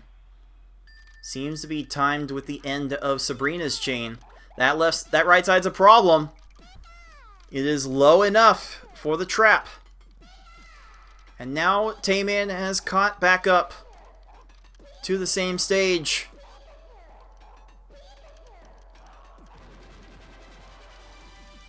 FFR Blaine going up to a 7 chain. Clears one of the combos. Gonna clear the other combo. Tayman would be pulling the ripcord and resetting that immediately. And that's been working out well for him so far. FFR has been more willing to let these play out, and it might work out for him. Blaine's not going to have time for the rest of that. So, FFR Pro will be taking care of business there and moving on to the second half at a little over 11 minutes. And very fortunate for Tayman, Blaine downsacks his yellows the wrong way to leave him completely crushed. So, Tayman will be filing into the second half about 15 seconds behind FFR Pro.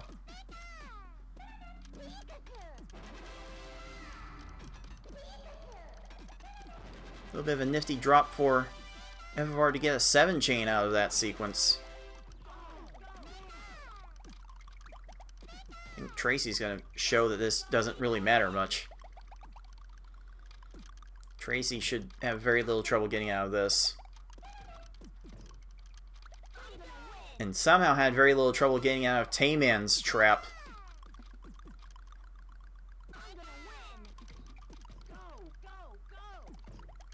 FFR continuing to let Tracy play out.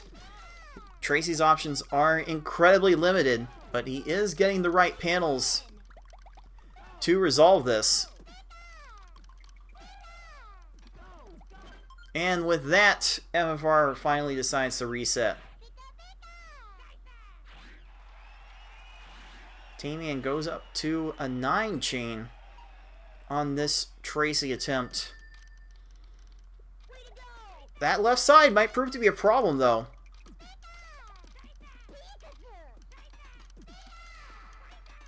It's not quite. Not quite enough. FFR going to a 12 chain.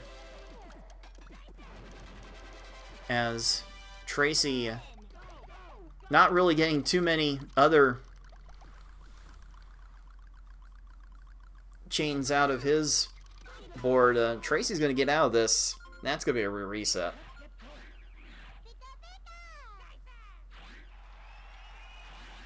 Again, we've seen opponents in these tournament matches stay alive in S-Hard for multiple minutes at a time, many minutes at a time. And when you see these finish times currently on the board right now, the first 3 races that were finished in this match were roughly 22 minutes or less. We don't have time to sit for multiple minutes at a time on one stage. We just want to get that combo trap like FFR just got on the Tracy and get out. We really do not have that kind of time to sit for minutes upon minutes. Now, TaymanND finally has the combo trap in, and will not be too far behind FFR at this point. But we really can't stay on these stages for this long. If we want to speedrun this game, we have to reset these stages when they go bad. You don't get to this level by sticking on these stages for this long. FFR Pro going up to an X16 chain, hoping for Rocket to do something. And they still didn't do enough. FFR took that chain as far as he possibly could. Went all the way up to chain sizes that don't even matter for building garbage. And once you get to the X13 chain, you've made the maximum garbage size.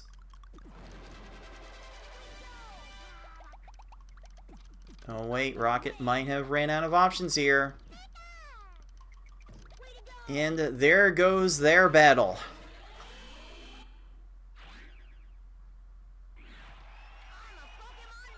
TaymanND trying to keep this chain alive for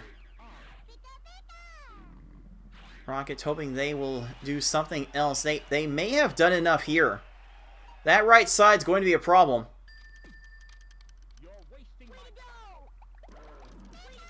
Will this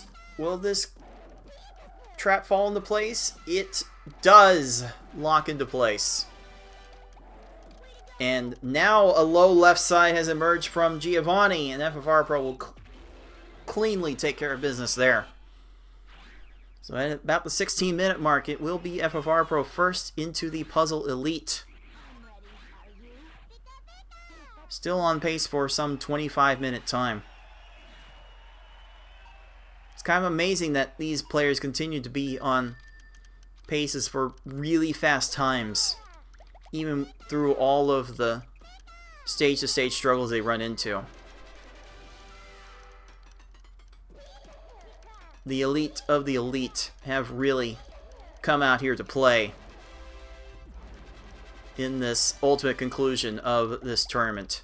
The low left combo trap falls in for TaymanND, and as does for FFR Pro. So FFR Pro maintains a one-stage lead with 4 stages to go.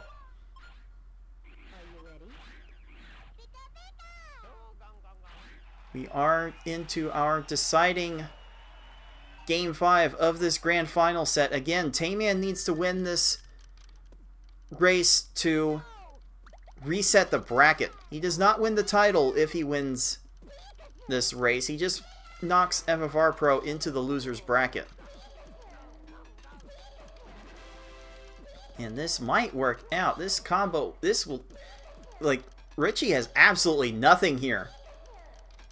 So, TaymanND is able to clutch out a crush to keep his hopes alive. Lorelei wasting a lot of time. It runs out of time. Even FFR is a little stunned by that, because that is rare to see opponents of this speed at this point in the game run out of time. Not to lose via crush.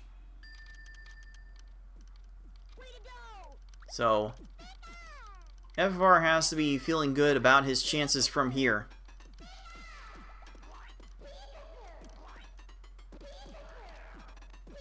Oh, Lorelei doing way too much and gets combo trapped by TaymanND. These opponents are starting to fall down left and right with very little resistance. That's kind of an odd thing we've seen from these opponents at times. Like, they're fast enough to get to any match they want, but they're also fast enough to get to every match they want, without any regard as to whether they have enough to deal with the incoming garbage. And Bruno might be showing that to be a problem from TaymanND's attack. FFR not quite having enough for his Bruno, but now he's going to get a vulnerable left side. No! Couldn't quite get it crushed down in time.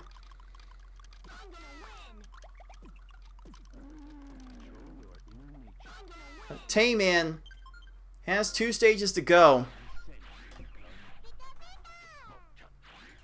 We'll see how his Gary will behave with him shortly.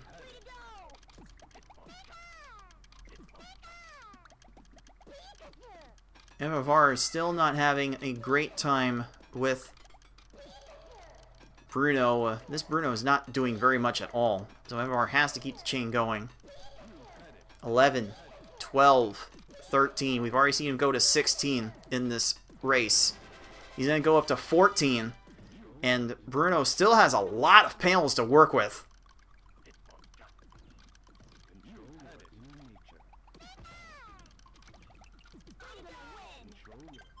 And that will trigger another reset. So it is FFR Pro with 3 stages to go.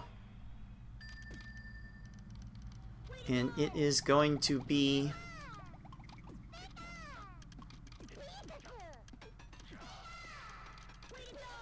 TaymanND. We last saw live entering Gary. Now we've lost contact with him.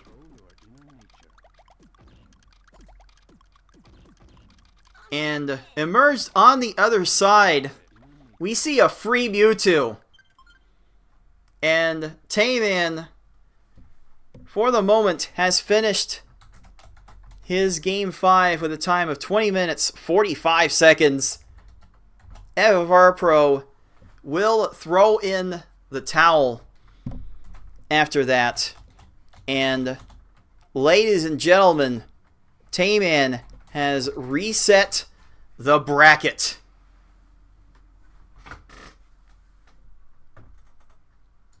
What a performance. Let's go ahead and lock in the results of this matchup, as with the 3rd Pokeball and the win for this Grand Finals.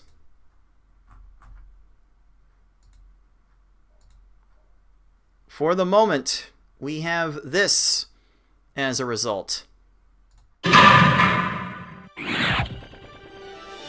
With a score of 3-2, Tayman has reset the bracket. We will get a Grand Finals reset ready for you in just a little bit, but just that set of 5 was back and forth all the way through. It was an unbelievable show from both sides, just not only the game being great at what it does, but these players being great at what they do. So, it's not over yet, but Tayman may have cleared the most difficult hurdle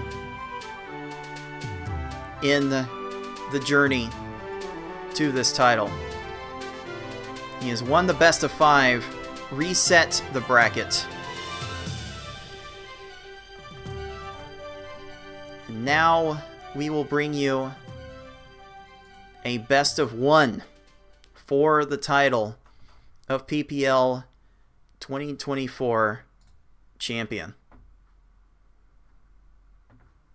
So in fact, give me a couple of minutes to set this up formally, and then we will meet you on the other side for one more final match for all of the marbles. So let's stay tuned. Don't go too far away. We'll be right back in just a couple of minutes with the finale of PPL 2024.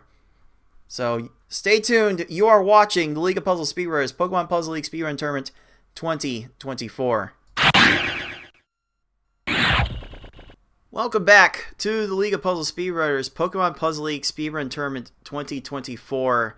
And this is truly it, the final battle in this epic encounter with the number 1 seed FFR Pro 21 and the 5 seed TaymanND. We just got through a best of 5 in our grand finals. Tayman won that game 5, and we have finally gotten to the bracket reset. We're not running another best of 5. The best of 5 was enough of a heart-pumping, inducing feat in and of itself. Now it is just best of 1. It is a sudden death overtime match for the title of PPL 2024 champion. Only one of these players will be able to claim the title. And we are about ready to get this final game underway. I swear, this match has had a little bit of everything. And there's still one more race to go. So, let's see how this race turns out. These players had a little bit of a time to breathe after that finality concluded, so maybe there was some time had to collect themselves, regather their thoughts. Tayman's Gary had time to get to that garbage clear, though, and that might be right back to tilt for our 5 seed. That's gonna be a reset of the whole run. And FFR has really not sent much to this Gary. FFR's been waiting for Gary's garbage to transform. I'm really worried about what FFR has done here, and he's letting this stage play out.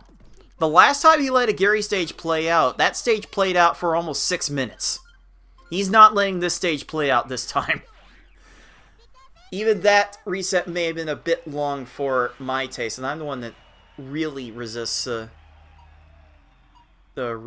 resetting stages that quickly. So FFR off to a bit of a slow start, as is TaymanND. No one really getting off on the right foot with this first stage. These Garys are really not playing ball. They're not doing much of anything.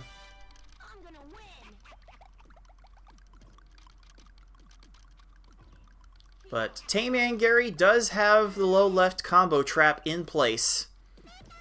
So that one will go to TaymanND for the moment. And FFR Gary runs out of time. So it is TaymanND with the early edge, but it is ever so slight an edge.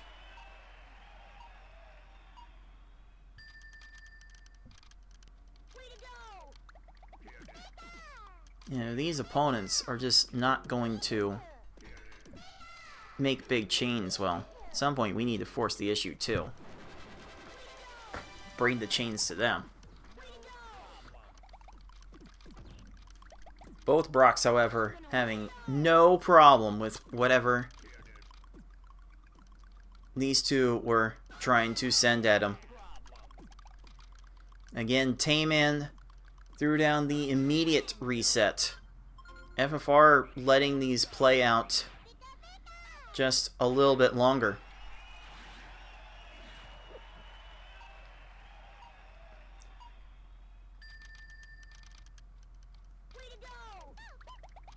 Will Brock run out of time here? Yes. Yes. TaymanND Brock does run out of time. So TaymanND will be able to maintain this lead.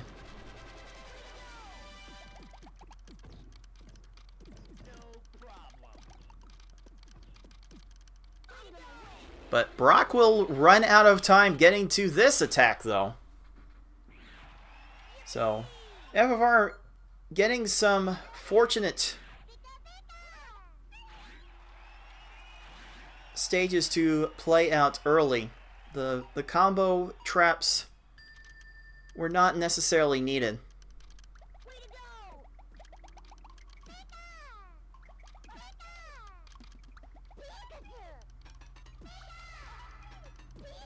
Will FFR Misty have a problem here, though? Everything's falling too low. Misty flubbed it. So FFR will be taking the lead back. And TaymanND did not quite get the chain that he wanted here, but a very cooperative Misty. So TaymanND will get away with dropping the chain a little bit earlier than he wanted.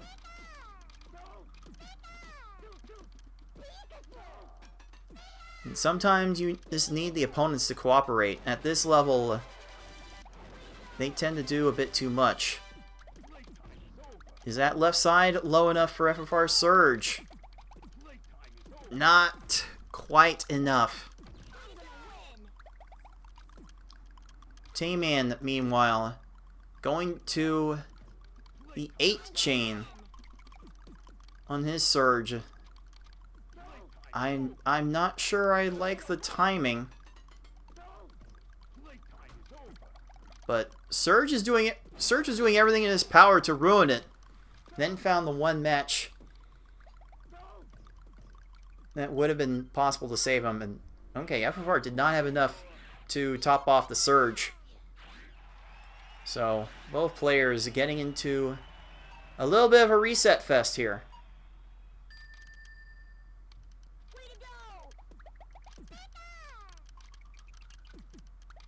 Again, we kind of need these opponents to do enough things to exhaust their resources. That's not gonna work.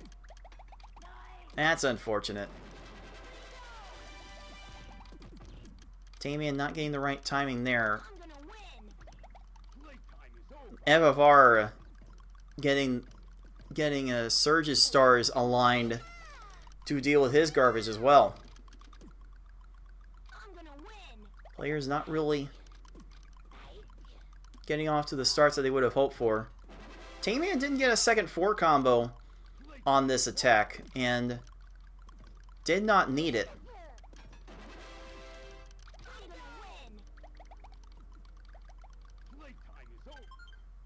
Neither player having enough to top off Surge. So they are basically level.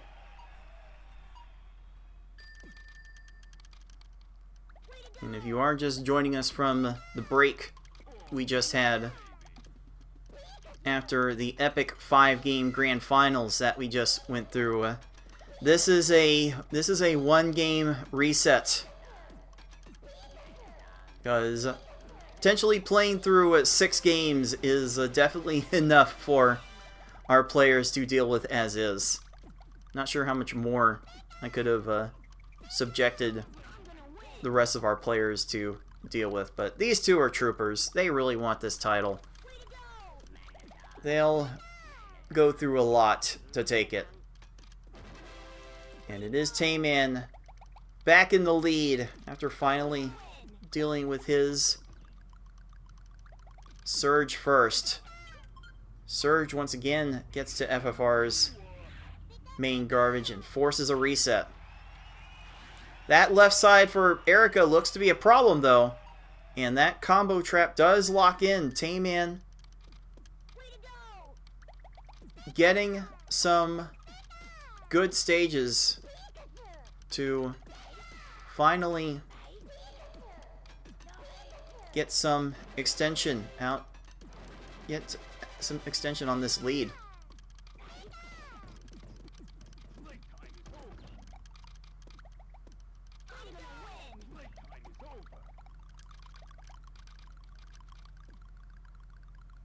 TaymanND going out to a 7-8. Probably going to be fine with the 8. But the garbage is going to level off, and it really didn't matter how long TaymanND kept that chain going. Very unfortunate. And again, it's been proven with a great certainty throughout the many years we've had of experimenting with resetting stages in a live race setting, that resetting stages is the way to go for overall lower times. And so far it is TaymanND that has been a lot more decisive with when to reset the stages and has been rewarded more often than not. And Koga will be crushed. So it turns out having more bites at the apple makes for more consistency with the combo traps.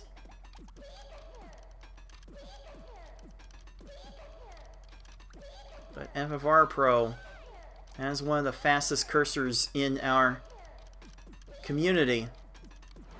Will not hesitate to maneuver his way through chains all over the place to go to X14, X15, whatever he needs to get the timing of the attacks right. Oh, TaymanND needed one more line to top off and crush Sabrina. Almost there. It was almost there.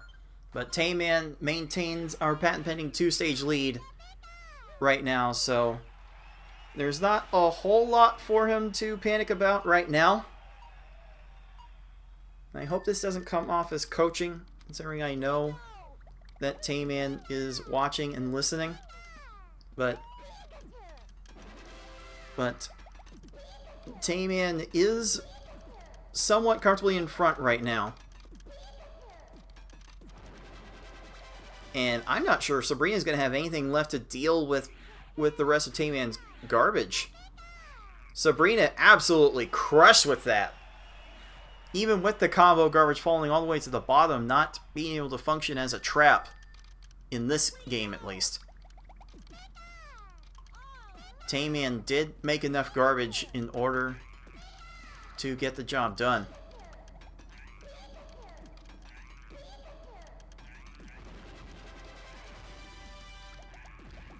FFR's Erica going to a big size chain.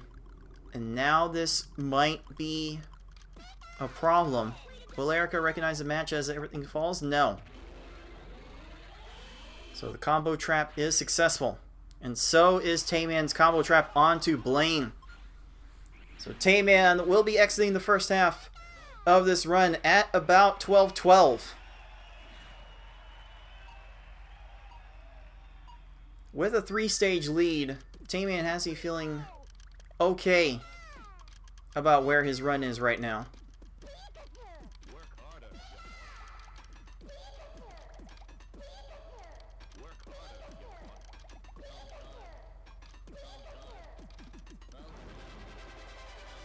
FFR, Koga, squandering everything, allowing the low right combo trap to fall in. Doesn't look like Tracy has been all that particularly cooperative. However, has TaymanND followed up? No, it didn't matter. Didn't quite fall into place, but what does Tracy have to respond to this with? No, I'm just going to keep the yellows enough, and with that writing on the wall, TaymanND saw the opportunity to reset. Like at that point after a chain, you don't need to wait for the clear to actually happen, because there's no amount of stop time at any level below 9. At any speed level below 9 that would allow that to be a win. Especially not at level 4 that this one-player stadium plays at. Man, TaymanND really hoping that Tracy runs out of time dealing with all this stuff. Will not. That's going to be another reset.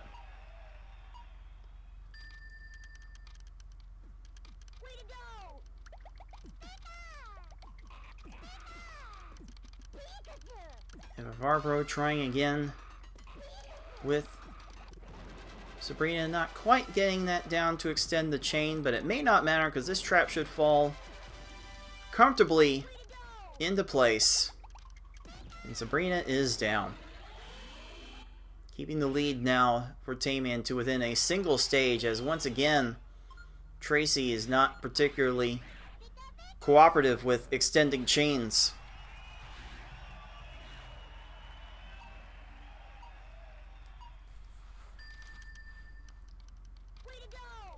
These opponents will get faster and faster, though. So they will have opportunities to get to more chains, and you might be able to combo trap some of the later opponents more consistently, if that can be believed. And once again, a Tracy that did not want to do a whole lot. Tracy found his way out of that. Gonna have that 6 combo to clear. That will cause a prompt reset.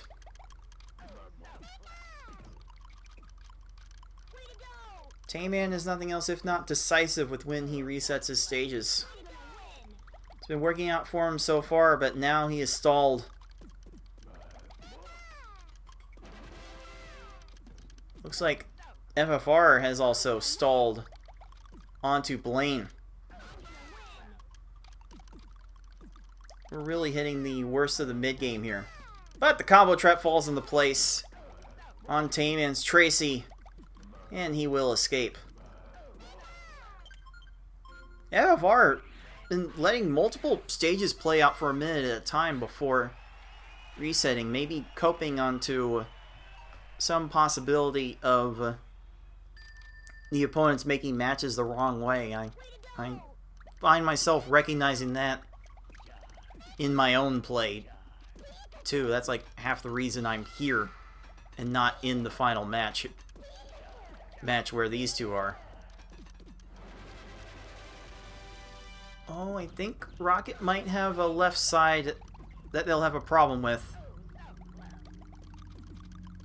Nope, keeps the yellows, that one yellow to the left enough to deal with the garbage, and that will prompt another reset.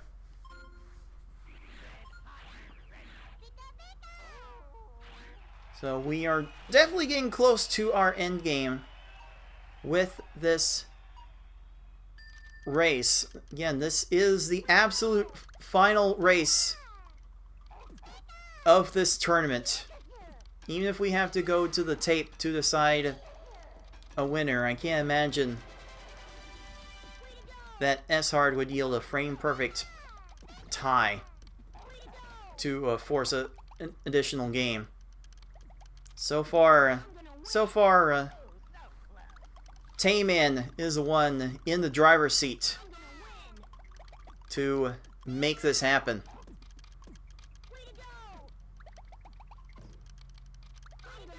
And now Blaine is finally going to run out of panels and allow FFR Pro to escape the first half at about 17:45.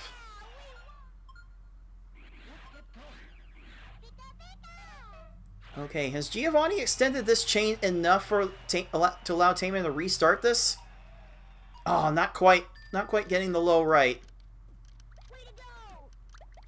But Giovanni is wasting every opportunity he's had. And that's going to leave him conched. I don't think FFR got this timing right onto Tracy, except Tracy did a wrong thing with his swapping. And that will allow FFR Pro to maintain the two-stage deficit.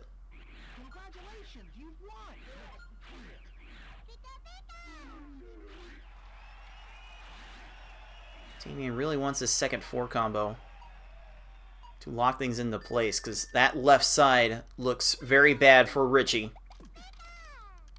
And boom, locked into place. Tayman really seems to have unlocked something with these mid-late game opponents. Team Rocket, though, runs out of time for FFR Pro.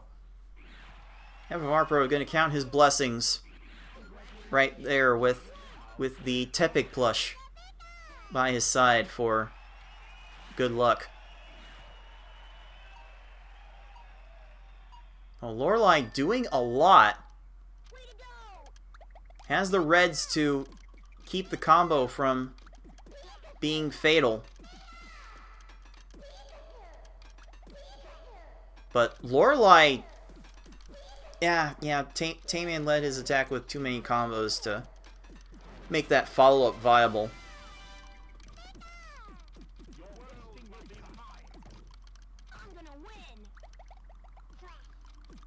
Alright. Giovanni has restarted his chain. Probably going to make FFR reset really soon.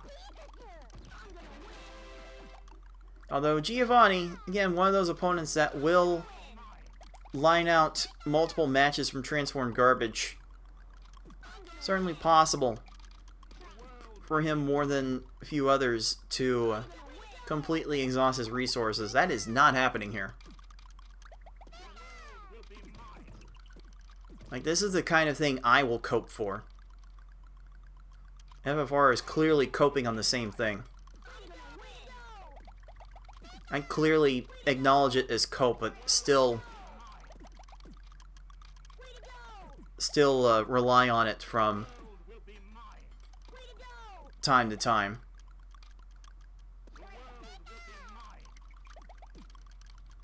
Like, FFR is just having this as a whole problem. There was almost no world in which that was going to work. That's such a hard decision to come to in the heat of the moment.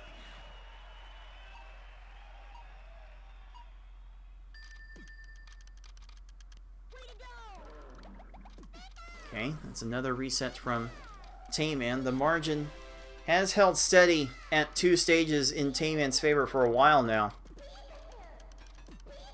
And again, Giovanni not being cooperative with FFR Pro. FFR kind of forced himself into a little catch to maintain the chain. I think he was late with it. Late with his input. But both players have stalled.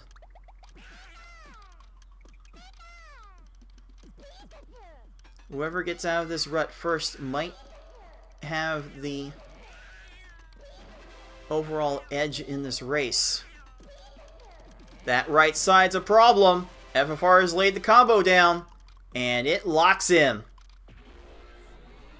So FFR Pro out of Giovanni before Tayman can deal with Lorelei.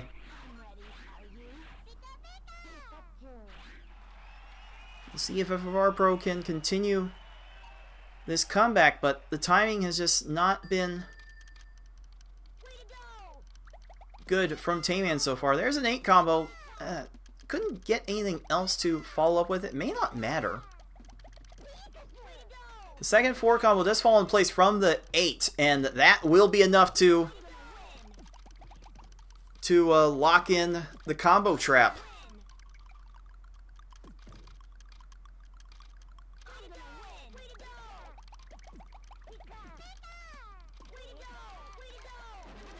Now, FFR's Richie going to the second tier of panels for the garbage clears. I don't see a world in which this works.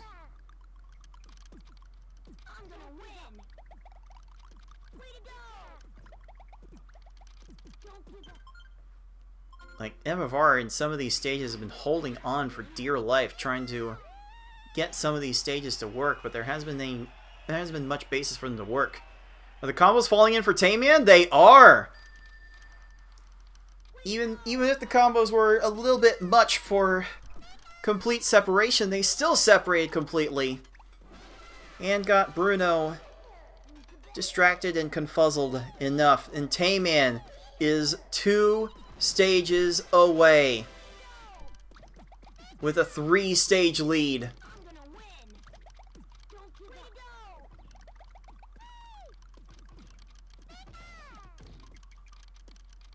This could be a culmination of what we might consider the greatest match in League of Puzzle Speedrunners history.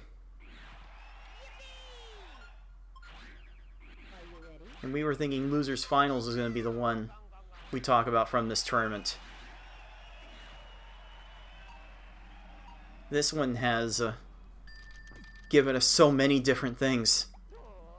Gary? Oh, gets to the purples in time, but Tayman still has a 2-stage lead.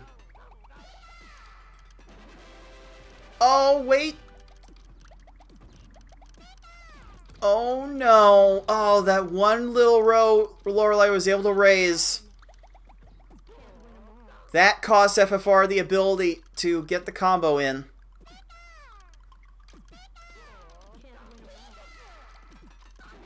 Okay, Tayman decided to cut it off there because his options after that were limited. Gary does take some time to get to that low garbage block, but this is S-hard, so these opponents are fast enough to not run out of time from that. Almost impossible for Gary or Mewtwo to run out of time from dealing with garbage. Almost impossible. This is why we rely on the combo trap so much.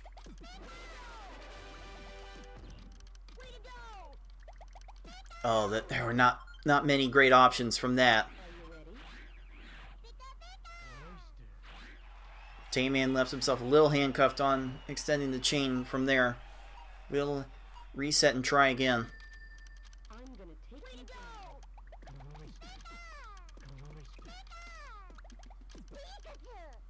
FFR has to extend with Lorelei getting short and re-raising. That's a 7 chain from FFR. Okay, that's gonna be a problem. Like, FFR was kind of pinned down by that awkward block. And now Tayman's garbage is falling all the way to the bottom. This is not going to lead in the direction that he wants to, and he's letting this play out. He's been more decisive throughout the rest of this match with triggering our reset. Okay, Lorelei has been conched. Gary's just not running out of time there. That garbage block falls all the way to the bottom, and these opponents just completely ignore it. We tried to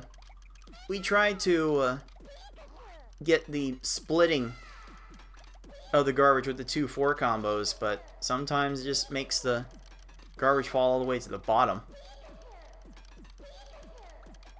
Wait, that right side might be a problem for Gary. Oh, it levels off.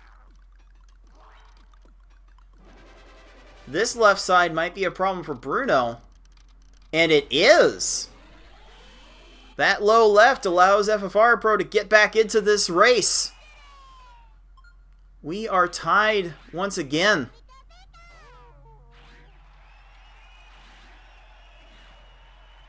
Oh, Tayman really not liking how he was starting this attack, but if the follow-up is good... No, not in time! No, not enough. There was a world in which Tayman could have rescued that attack, but it was not there. It was so close. And Gary deals with FFR's attack. Tayman quickly getting to a 5-chain, gets a second 4 combo in. Oh, I don't think he's followed up with enough. He can, though. No! It couldn't quite fall down. Oh, no. That's another reset. Okay, this attempt from FFR is not going to end well. That's going to be another reset.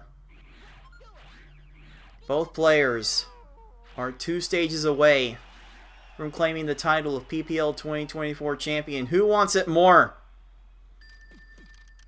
And by that I mean, like, which game system wants to give it more? It might take RNG to decide this.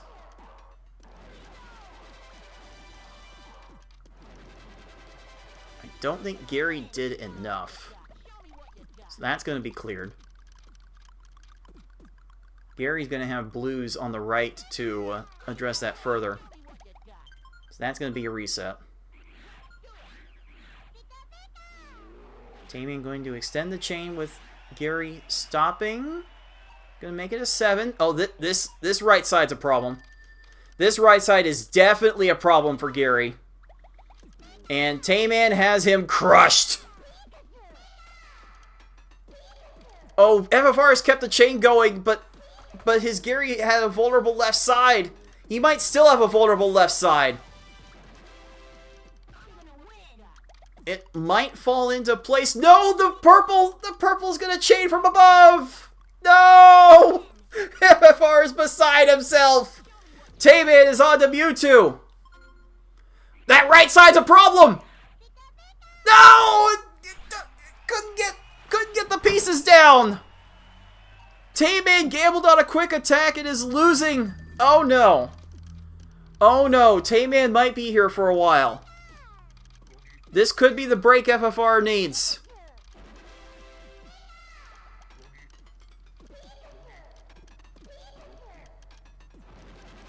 Mewtwo gets the one match he needed to stay alive on that attack. FFR got horizontaled with reds to keep that from working.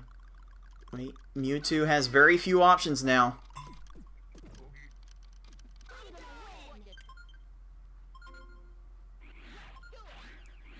Can Mewtwo get to the yellows? He does! He's fast enough at this speed to get to whatever he wants. It's almost impossible. I may have seen it like once ever where Mewtwo ran out of stop time on this level. Just too fast. It's almost inhuman. I say almost inhuman because Yoshi exists.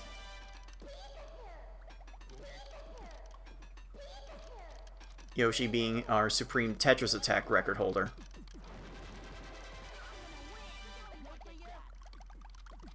Yoshi even having won one of these tournaments in 2022. So Tayman is in it for the long haul. I mean, trying to maintain 3 and 4 chains, maybe some sort of factory setup. Oh, that was a little close. Tayman did not immediately have an answer as soon as the garbage fell. Mewtwo trying to do some combo trapping of his own. Okay, that left side is a real problem for Gary, and FFR has followed up with enough. Here comes FFR Pro. Here's a chance for a free Mewtwo.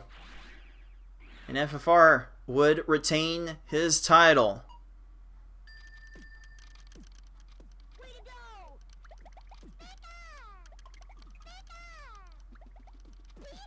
I did not like the scooting FFR had to do to extend that chain, but he got to extend the chain. And this left side's a problem. And this Mewtwo is free. And still, your PPL LPS champion, FFR Pro 21, with a final time of 33 minutes, 8 seconds. Well done. That was a grueling final game. But it came down to FFR Pro's Mewtwo being free, and Tayman's Mewtwo was not. Or at least maybe the quick attack that Tayman tried, it was not going to work. That was quite the effort. This was such an effort. This was so good from both of our players.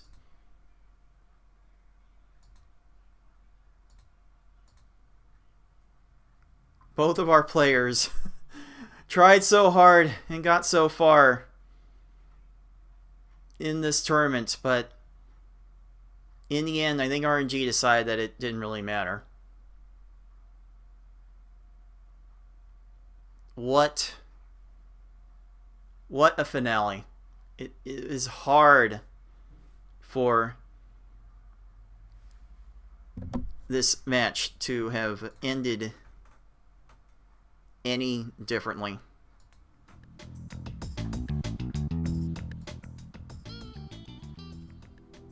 Let's put on a little music while Tayman finishes his Mewtwo. For the fans.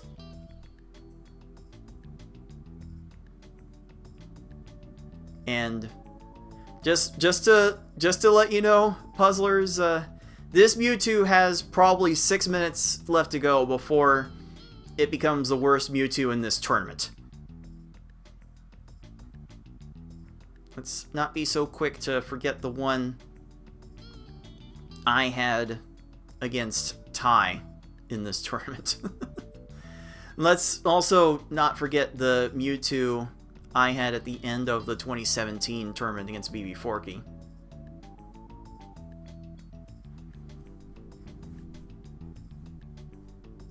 So we've seen some bad Mewtwo's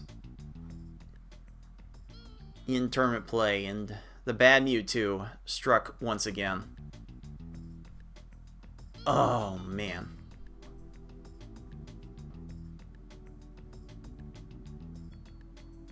Welcome to Pokemon Puzzle League. In the end, perhaps the random number generator is all that matters.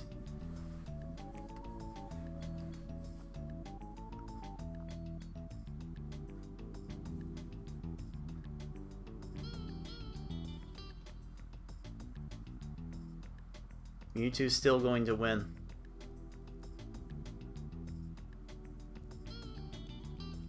He's still trying. He's still here.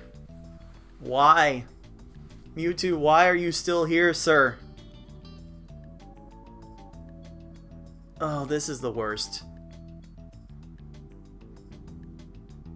Knowing with great certainty that you can't reset and expect to get anything better that quickly.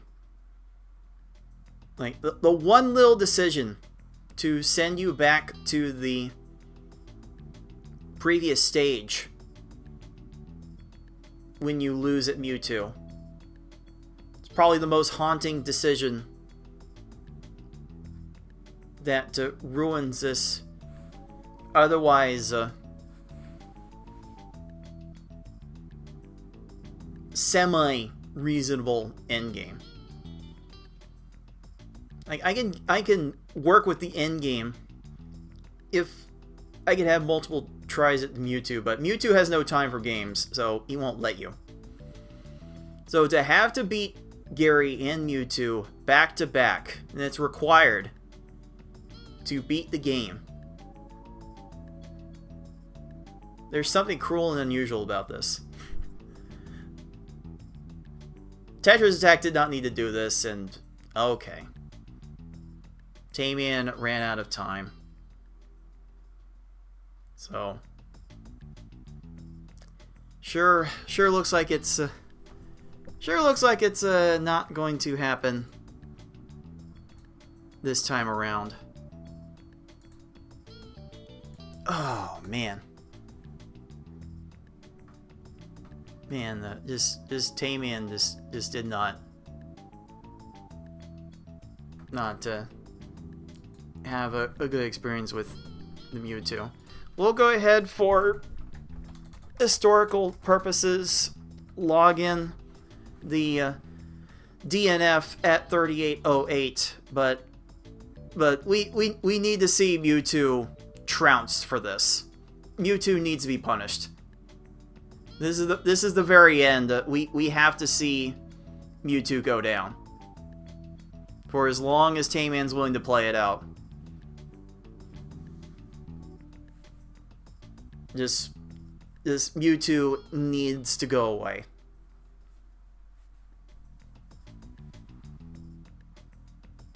So I am willing to sit here as long as it takes until this Mewtwo loses.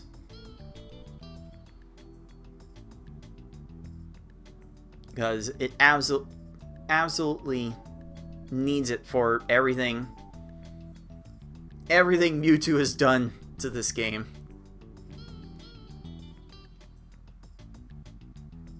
I just can't.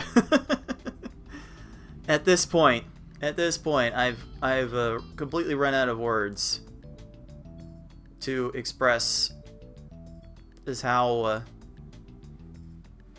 bad of a feeling it must be to have the Mewtwo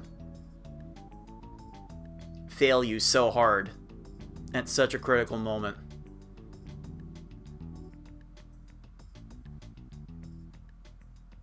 At least we got another mystery chain out of it.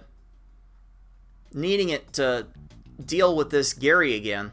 There's the low left combo trap. So now Tayman gets to take his shot again.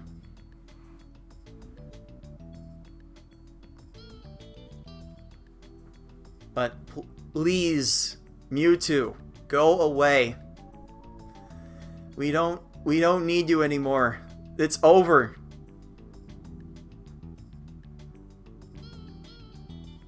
The match has been decided.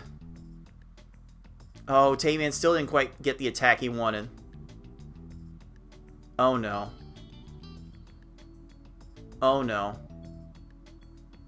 This will not end well. There's no way that this is the opening attack that Tayman wanted. Not again.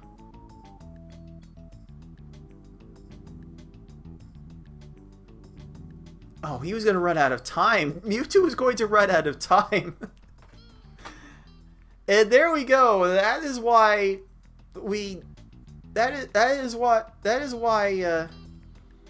Tayman's like most known for the Mewtwo resets. Like he's done letting those play out. I can't. How do you blame him? Really? Oh, there's a low right side. At least Gary's easy enough. This is a weird thing that happens with multiple Mewtwo attempts sometimes. The Garys have a small tendency to be oddly free after that. I don't know why. I don't know why that happens.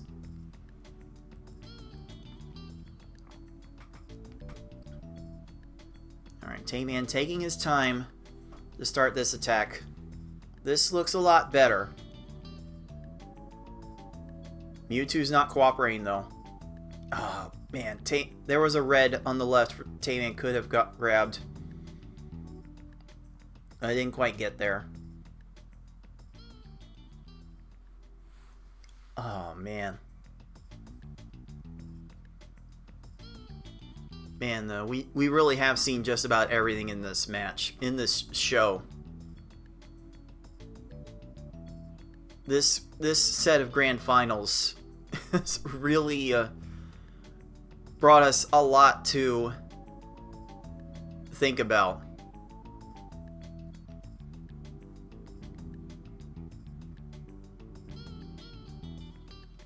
Okay, this Gary's not being as cooperative though.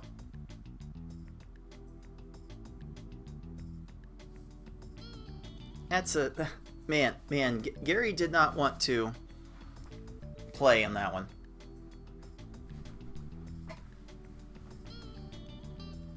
And you see this... You see this display, puzzlers. Like, don't feel bad when this happens to the end of your runs.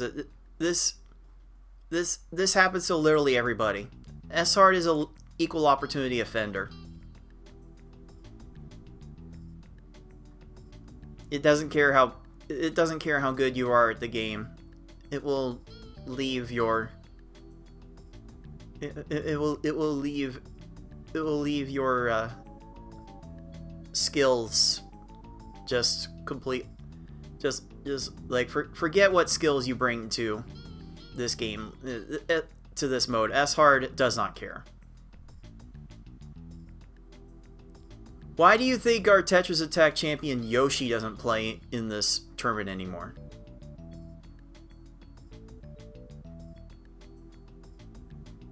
Like, Yoshi took one shot, won the whole thing, and said forget that. Because S-Hard is just that bad. There's a reason why I had to push this all the way back to Grand Finals, because if we had to play this in any earlier rounds than this, it would just be worse.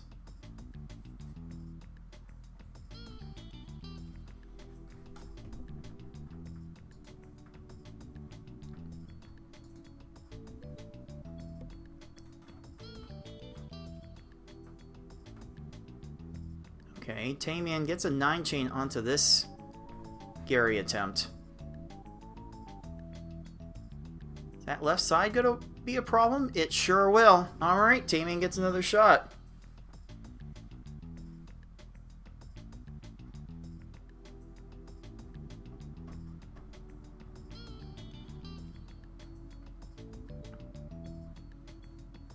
Come on, can we get a free Mewtwo here, please? Just give us just give Tayman the Mewtwo Tayman needed 15 minutes ago. Nope, the garbage leveled off.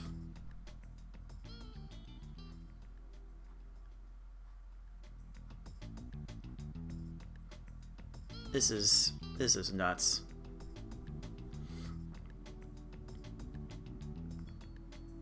Tayman needed a couple more lines to get that to work. Oh, Tayman's waiting for Mewtwo's garbage to transform. Having to build the attack off of Mewtwo's garbage, that's the worst. That is the absolute worst part.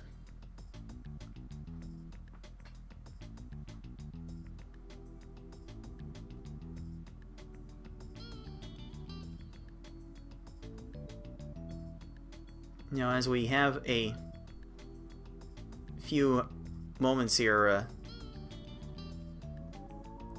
moment here, I do notice that FFR Pro has come in to share his thoughts about the match afterwards. But we have a moment here, FFR, if you do want to come in and say some things about how this match experience was for you. We can certainly pass the time with that if you like. Yo, what's up, everybody? Yeah, I'm here. Yeah, that was a sweaty one, to say the least. So yeah, I guess just to kind of like go through the whole thing with the match. So I mean, first game was pretty good. You know, ending could have been a little better, but you know, 21 minutes, I'll take that anytime. Second race, I have never seen a beginning game have so much nothing in my life. I think that's the first time in an S-hard race I've never even made it out of Erica. Game That 3. was insane. Yeah, that was... I mean, like, just a bunch of nothing there. Game 3 was happy to, you know, get out of Erica. You know, throwing my hands up in the air like, yes! I'm out of Erica, everybody! I did it! Didn't matter at the end, because, you know, TaymanND got on a bit of a hot streak. And actually, I believe in Game 3, that was when I started screen watching on my phone, which I normally do not do. Wow. But decided to do it anyways, just to kind of see, you know, how TaymanND's been doing. And then managed to clutch out Game 4.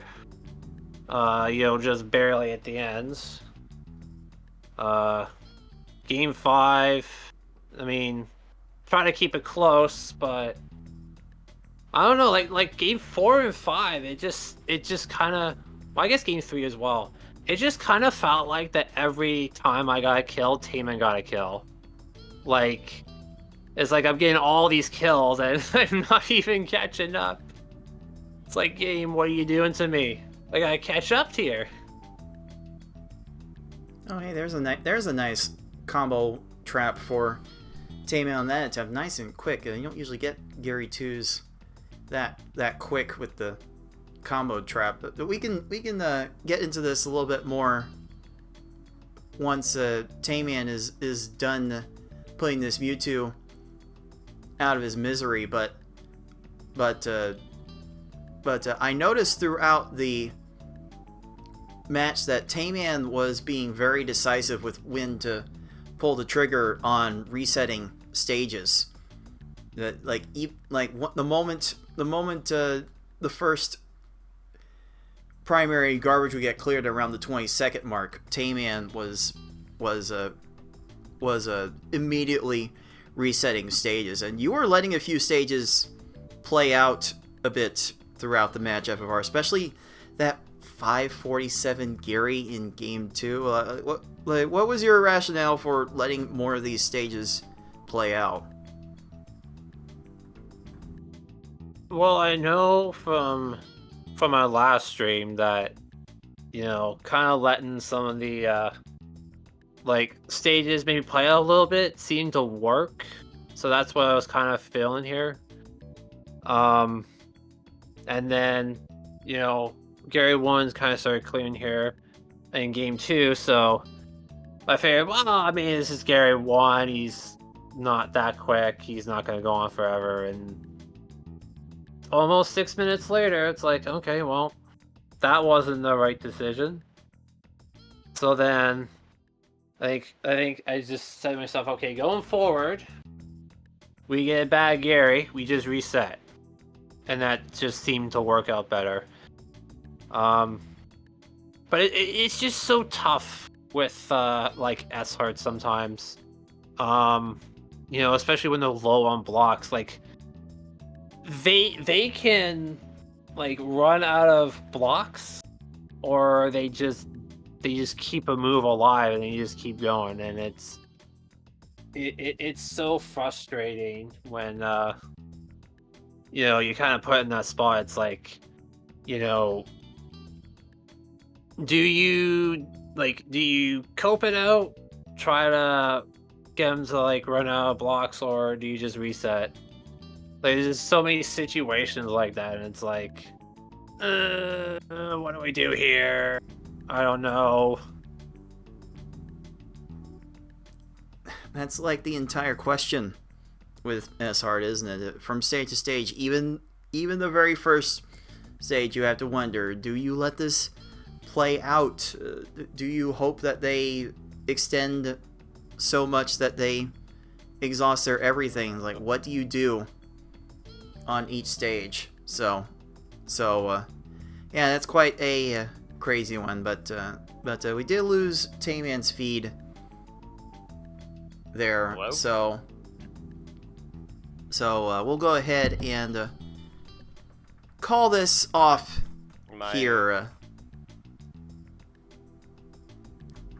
Sure looks like TaymanND's internet was what was about as done with the run as Mewtwo was.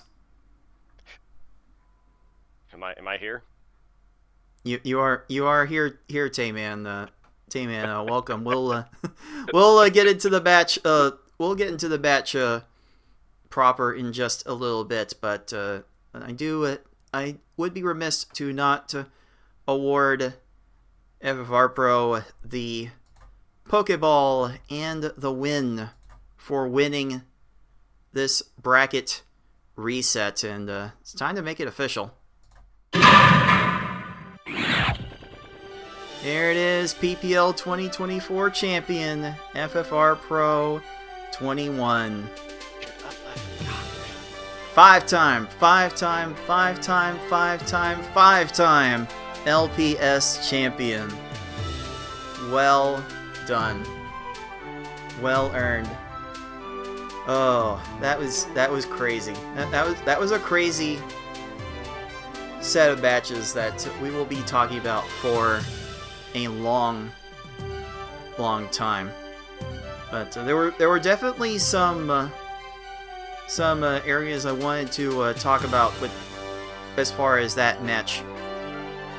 With now that you're here, Tayman, how do you think how well would you judge your execution in today's games?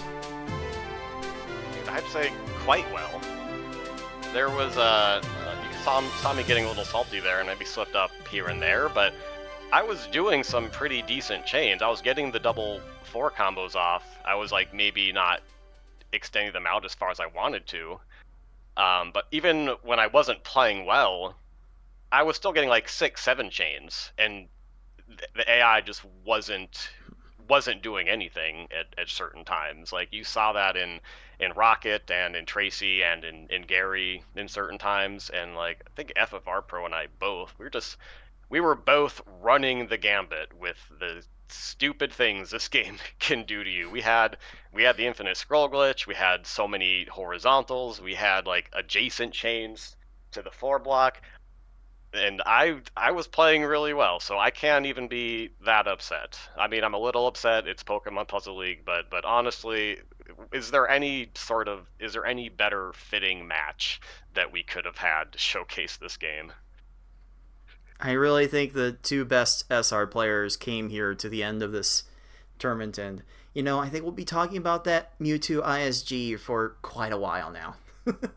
That was wow. Crazy way to end game 2. Absolutely crazy. It was an insane thing indeed. But yeah, Tayman, I was talking with FFR before the internet decided to quit about pulling the trigger on resets. There were a few times where FFR let some stages play out maybe a little bit longer than perhaps would have been great for the stage, but Tayman, you were very decisive on on when to pull the trigger on a lot of resets. Is that really your general approach to S hard? Just a reset as soon as the smallest thing goes wrong? Unless the AI is like running themselves out of blocks, they're very low on the stack. I think they might be running themselves out. I might let that play out for a little bit, but otherwise, if they just go to clear on top on the main garbage, my bet is that without resetting, that's probably going to play on for another 3 to 4 minutes on average. I mean, this is S hard, and you can't really rely on the AI to run themselves out of blocks. They will at some point. You don't know if it's going to happen 20 seconds later, if it's going to happen 5 minutes later. Like, we've even seen 7-minute Loreleis. So I have enough confidence in my double 4 combo setup and my timing that, like, I think I can get a kill in 3 or 4 more tries. And sometimes that doesn't pay off because AI just doesn't cooperate like 15 times in a row. But it's just an expected value proposition. I mean, people know here that I work as a statistician, and this, on average, if I reset like right away, I think I'm going to get faster times overall. Well, that was certainly made the match a lot more interesting for sure. So I think we have to advocate for heavy use of reset strats for the top players going forward. That might be a lesson I need to take a bit more closely to heart after that. But this is your moment, FFR Pro. You are on the stage as the defending champion, the repeating champion. I think the first time in Pokemon Puzzle League history we've had a repeating champion. How does this moment feel right now? I mean, it feels, pretty good. That, all that stress, all that sweat to get through the bracket was worth it. So, probably time to maybe take a short little break from this game now that tournament's all set and done now. We can relax, breathe, at least for, a couple weeks when the first monthly, gets started. But yeah, we'll be back at it again, in no time at all. Because, we just can't quit this game. We can't quit, the other games in the series. We're always fighting for that godly run.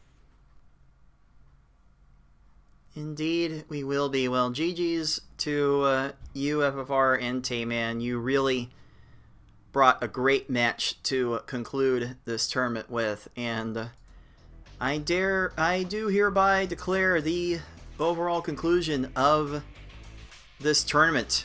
This was quite the roller coaster in so many ways, in so many different facets. This was quite the tournament to run back through. So I do want to thank everyone that made this tournament possible, including all the people that contributed to our prize pool. We'll go ahead and cut off the prize pool at $111.11. That will be going to our top 4 finishers.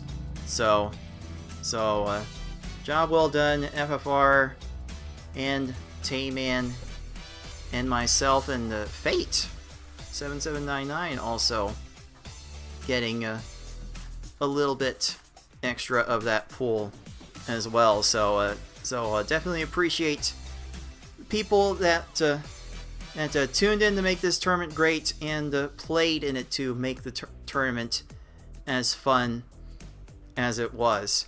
Before we go, though, I do have a few things I need to announce for the tournaments going forward. As FFR did just point out, we do have monthly tournaments resuming, and I do need to put the S on tournaments because now that this Pokemon Puzzle League tournament is done, the major tournaments are no longer open registration. We are hosting monthly tournaments now for both games starting this month to seed for the major tournaments for the next year. In fact, the 5th monthly tournament for the March major of Tetris Attack is going to be held right here, same time, same channel next week.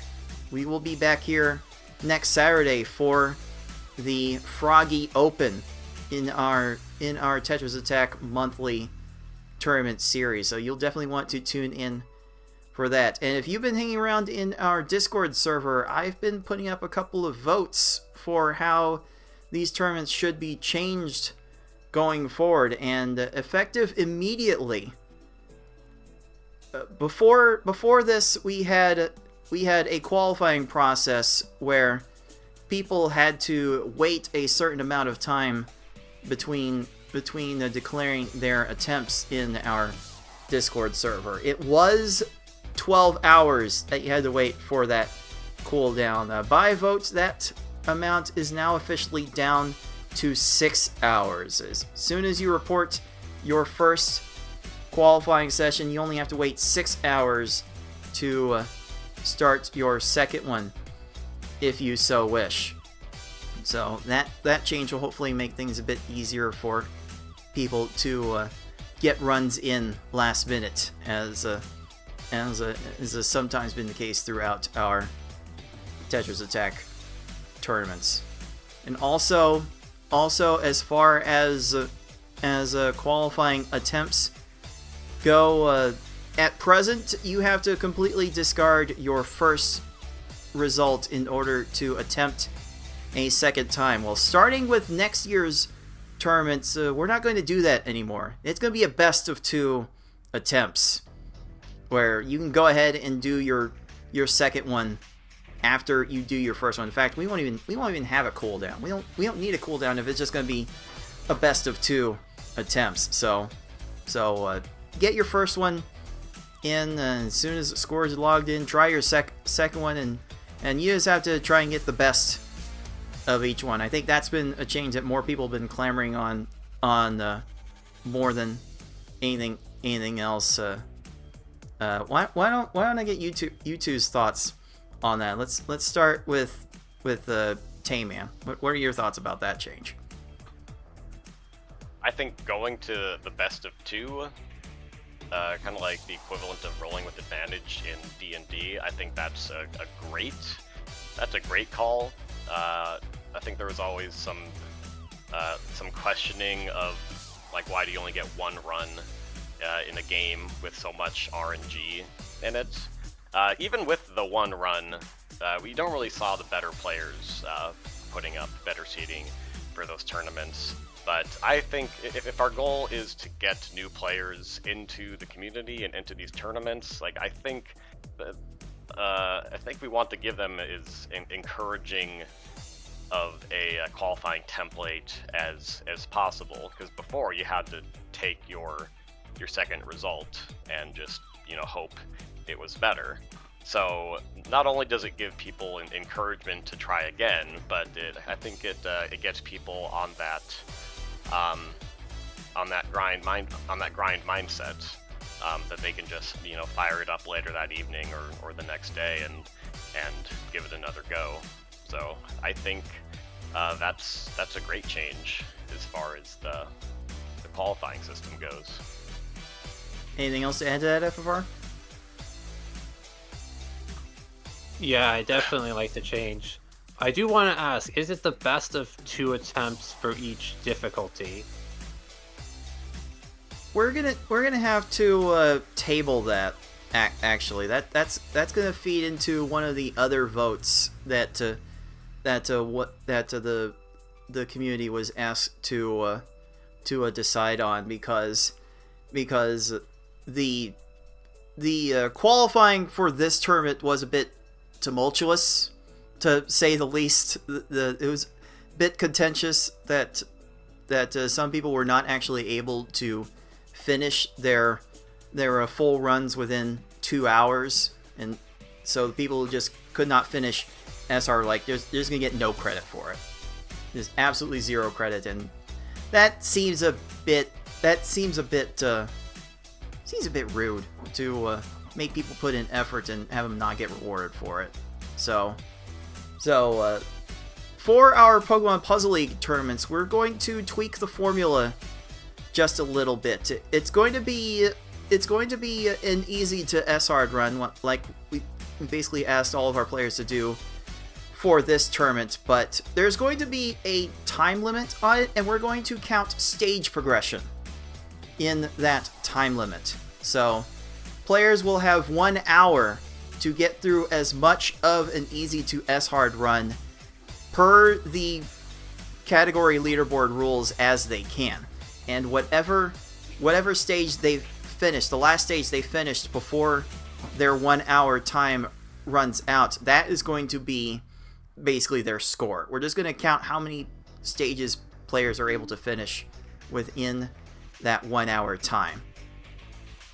So hopefully that will make things a lot more accessible for new players to get in, at least try the SR difficulty, get a little bit of credit for playing it in that. And in that regard, there is a vote going on regarding Tetris Attack as to whether we should do that for the Tetris Attack format as well. Put a 30-minute time limit on the easy to V-hard run and see how many stages players are able to finish there.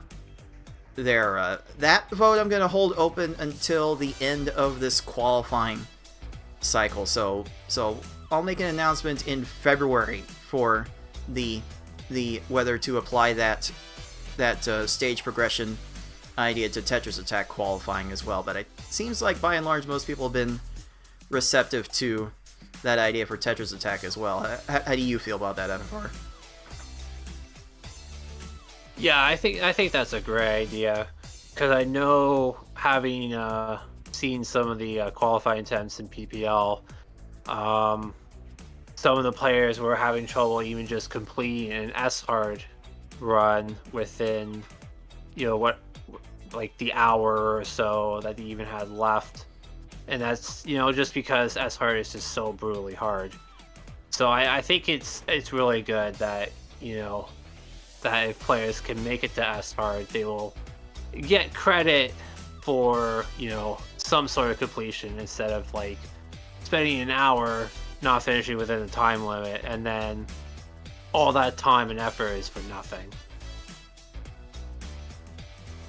Right, we definitely saw that being a problem for PPL, but for Tetris Attack, Tayman, do you have a problem with going to that format as well? I think it would be interesting to have different formats for different games. Because in Tetris Attack, like, you can finish off a run of a V-hard. I mean, it's just not going to be too difficult, and then players have the satisfaction of actually having times recorded. And at the same time, I can see the value in having consistency between the two categories. So I think I'm on the fence right now as far as the Tetris Attack qualifying system goes. I think for Tetris Attack, it might be helpful to force people to play through V-hard and give them that exposure. So I'm just hedging on everything, apparently. I see the pros and the cons, so I'll think about that and cast my vote. I was thinking about doing that system for Tetris Attack as well. As I was thinking more about the system, I was realizing this is probably more intuitive for new players too, because right now we have like a weighted average scoring system where the top times are graded on a curve, then you gotta like do some math to calculate how many points each player is getting at a certain level, and maybe you have an idea by the end of your qualifying where your seed is going to end up. But on the stage progression idea is like, okay, I know if I want this seed, I have to finish this stage within the time limit, and once you finish your session, you should know with the stage progression system, like where exactly you stand as soon as you finish. You don't have to go through any complicated calculus to figure out where your standing is. So I think the system would be a bit easier for newer players to understand, and the whole idea is to try to be more welcoming to new people, even people that don't necessarily have a great grasp on the V hard level. It still gives them an opportunity to contribute something to the process by participating, and it really reduces the time investment too, because like 2 hours for a PPL session was still kind of long for most people to manage. Not like FFR and I, we'd be like done in we could get done like an hour 15 in most cases, but as FFR pointed out, it was a little hard for people to even finish in 2 hours, and even though it's not going to be an issue for Tetris Attack for a 1 hour time limit, it's another degree of separation to be able to judge people, because if everyone's able to finish the challenge, and then that's one less thing we can break ties with. So I just think this progression would simplify the qualifying system and just make things easier to judge, make things easier to parse between who the better players are, and just reduce the time investment for everyone involved. Like if it's a 1 hour, if it's 1 hour you have to commit to a run in order to get into a tournament, it might be fine for most people. But if it's 30 minutes you need to put into it, that might be fine for even more people. So the goal being to welcome as many people as we can to the community. I'm definitely up for ideas that will allow more people to get involved. But we'll keep that idea open for the rest of the qualifying cycle for Tetris Attack, and we can revisit at that point if that's going to be good for the Tetris Attack format going forward. But we need to do this for Pokemon Puzzle League, or otherwise people probably won't play at all, because 2 hours is a lot to devote to one run, especially if you need to like do a second run, a 4 hour commitment. That seems a bit much for most people. So we'll be doing that for Pokemon Puzzle League going forward, and if we decide not to do that for Tetris Attack, to answer your question, FFR, I'm just going to make it so that the best of 2 attempts will just be the best in each difficulty, just to keep things simple. So it'll just be based on the best time you get in 2 tries on each level, and hopefully that will reduce the need for people to completely throw things out in light of not being able to finish V-Hard or accidentally resetting on V-Hard like we had with one session earlier in the process. So hopefully we won't have that problem again this time around. going forward, those rules will kick into effect for the 2026 tournaments. Not this current cycle. We'll put those. We'll put the like best of 2 attempts thing, and consider changing the Tetris Attack format for the 2026 tournaments going forward. So that's going to be how that's going to go. Let me see if there's anything else I need to talk about. Oh yes, there's another vote that seems like we're going to put in place, an idea that really got people going as a good change to at least our major tournaments going forward. I'm going to start doing this for our major tournaments now that Pokemon Puzzle League is done and over with. It's the idea of a flat bracket. Now, if you're familiar with the classic Tetris community and you follow that, then you know what a flat bracket is. But But for those of you who are not familiar with that, let me try to explain this concept. So the idea is to give people multiple buys in order to like flatten the potential matchups that players have to face at the very beginning. So in our structure where we put 16 people into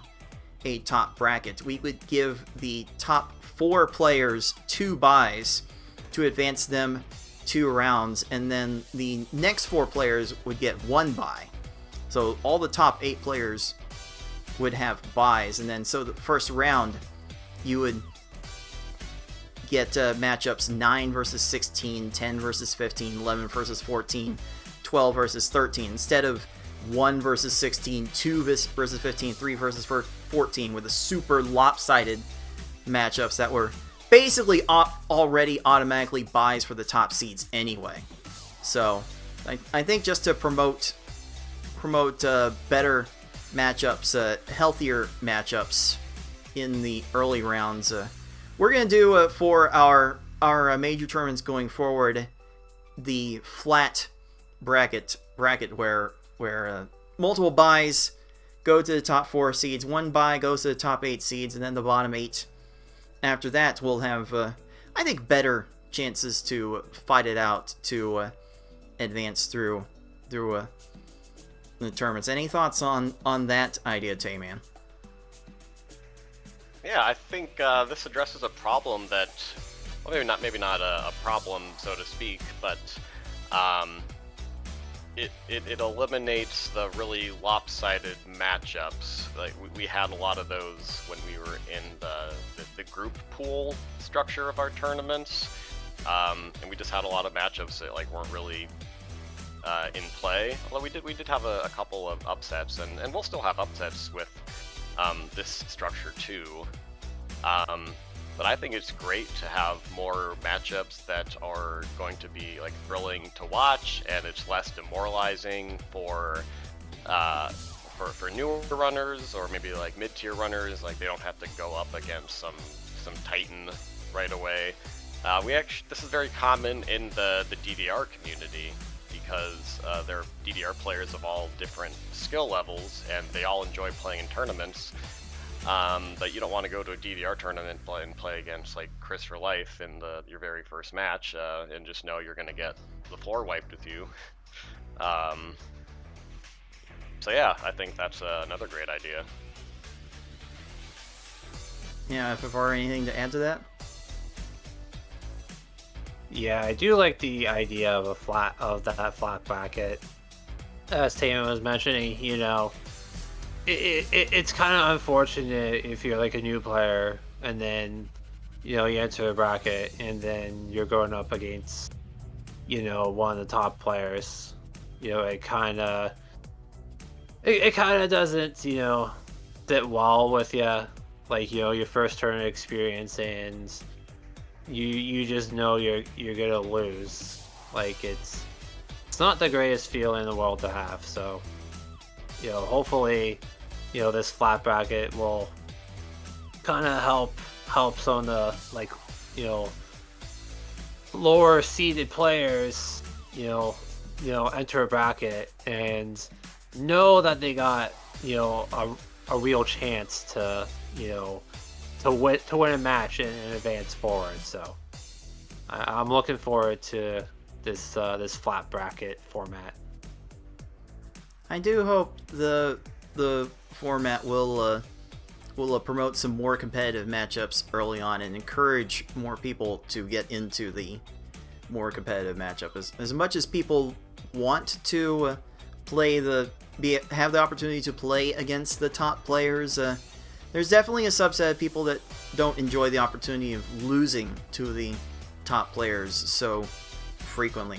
Like if you get into the things now, like we tend to have like 10 to 15 people in our brackets. If you join now, you're gonna be like, you could be like 15, 16, so you have to play like me or FFR or Tayman or like who are players that have stepped up recently, like BB Forky, Six, Yuki Saka, Fate 7799 if he decides to join the PPL tournaments. there are a lot of heavy hitters at the top, and it's kind of hard to beat any of us, even on our worst days. So hoping the more competitive matchups in the early rounds going forward will encourage more people to get involved. So that change will take place for the next major tournaments in 2025, and once we have the major tournament with the flat bracket in each game, we will phase in the flat bracket for the qualifying tournaments after that.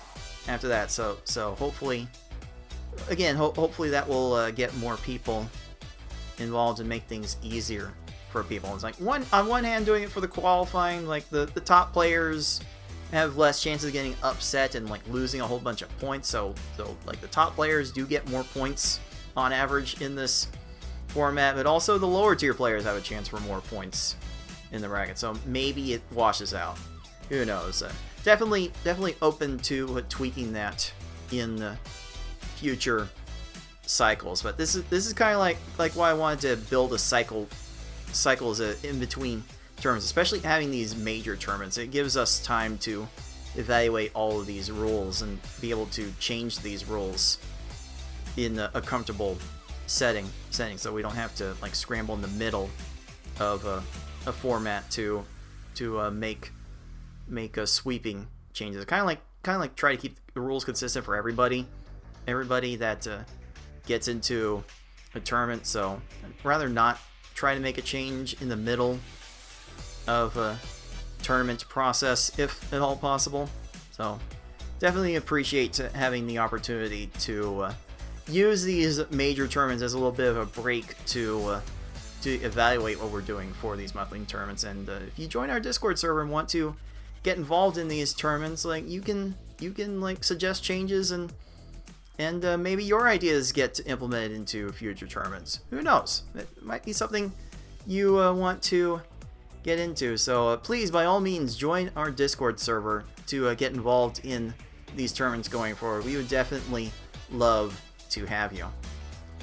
Okay, I think this takes care of everything I needed to announce. Qualifying for the Tetris Attack tournament happening next week ends on Monday at midnight Eastern time. So there's a little bit of time left to get involved if you're watching live, and if you catch this on YouTube, I'm hoping to get this on YouTube the next day.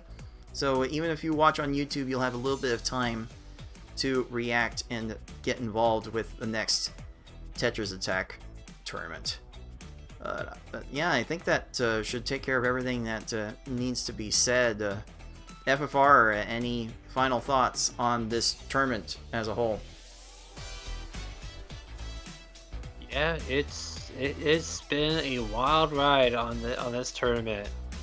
Lot of crazy RNG, ISG, hot runs, and nail biters, just a bit of everything. But in the end, PPL is the winner. And yeah. GG's Tayman. I mean, you played really well. I mean, yeah, it's just so tough when the game just gives you a bunch of nothing. The AI just wheezes the way out of the trap. I mean, I had so many of those, so I mean, we're both feeling that. Yeah, really good stuff, FFR. I think we were both playing really well, and the game just gave us both the business. And the coin came up your way, but that's not to say that you didn't earn it. So, as always, Pokemon Puzzle League and Mewtwo and Gary too are the winners, and I am not going to play this game for at least never again, except for maybe in a month. Maybe if there's some sort of monthly thing going on, I'll hop in. Maybe if there's some sort of monthly thing, we'll cross that bridge in a few weeks too. But yeah, that's all that needs to be said for this tournament. We'll give a special shout out to everyone that supported this tournament right at the end of this. But that's going to be it for our Pokemon Puzzle League Speedrun Tournament 2024. For FFR Pro 21, for TaymanND, for everyone at the League of Puzzle Speedrunners. This has been Cards of the Heart saying, until next time everyone, happy puzzling.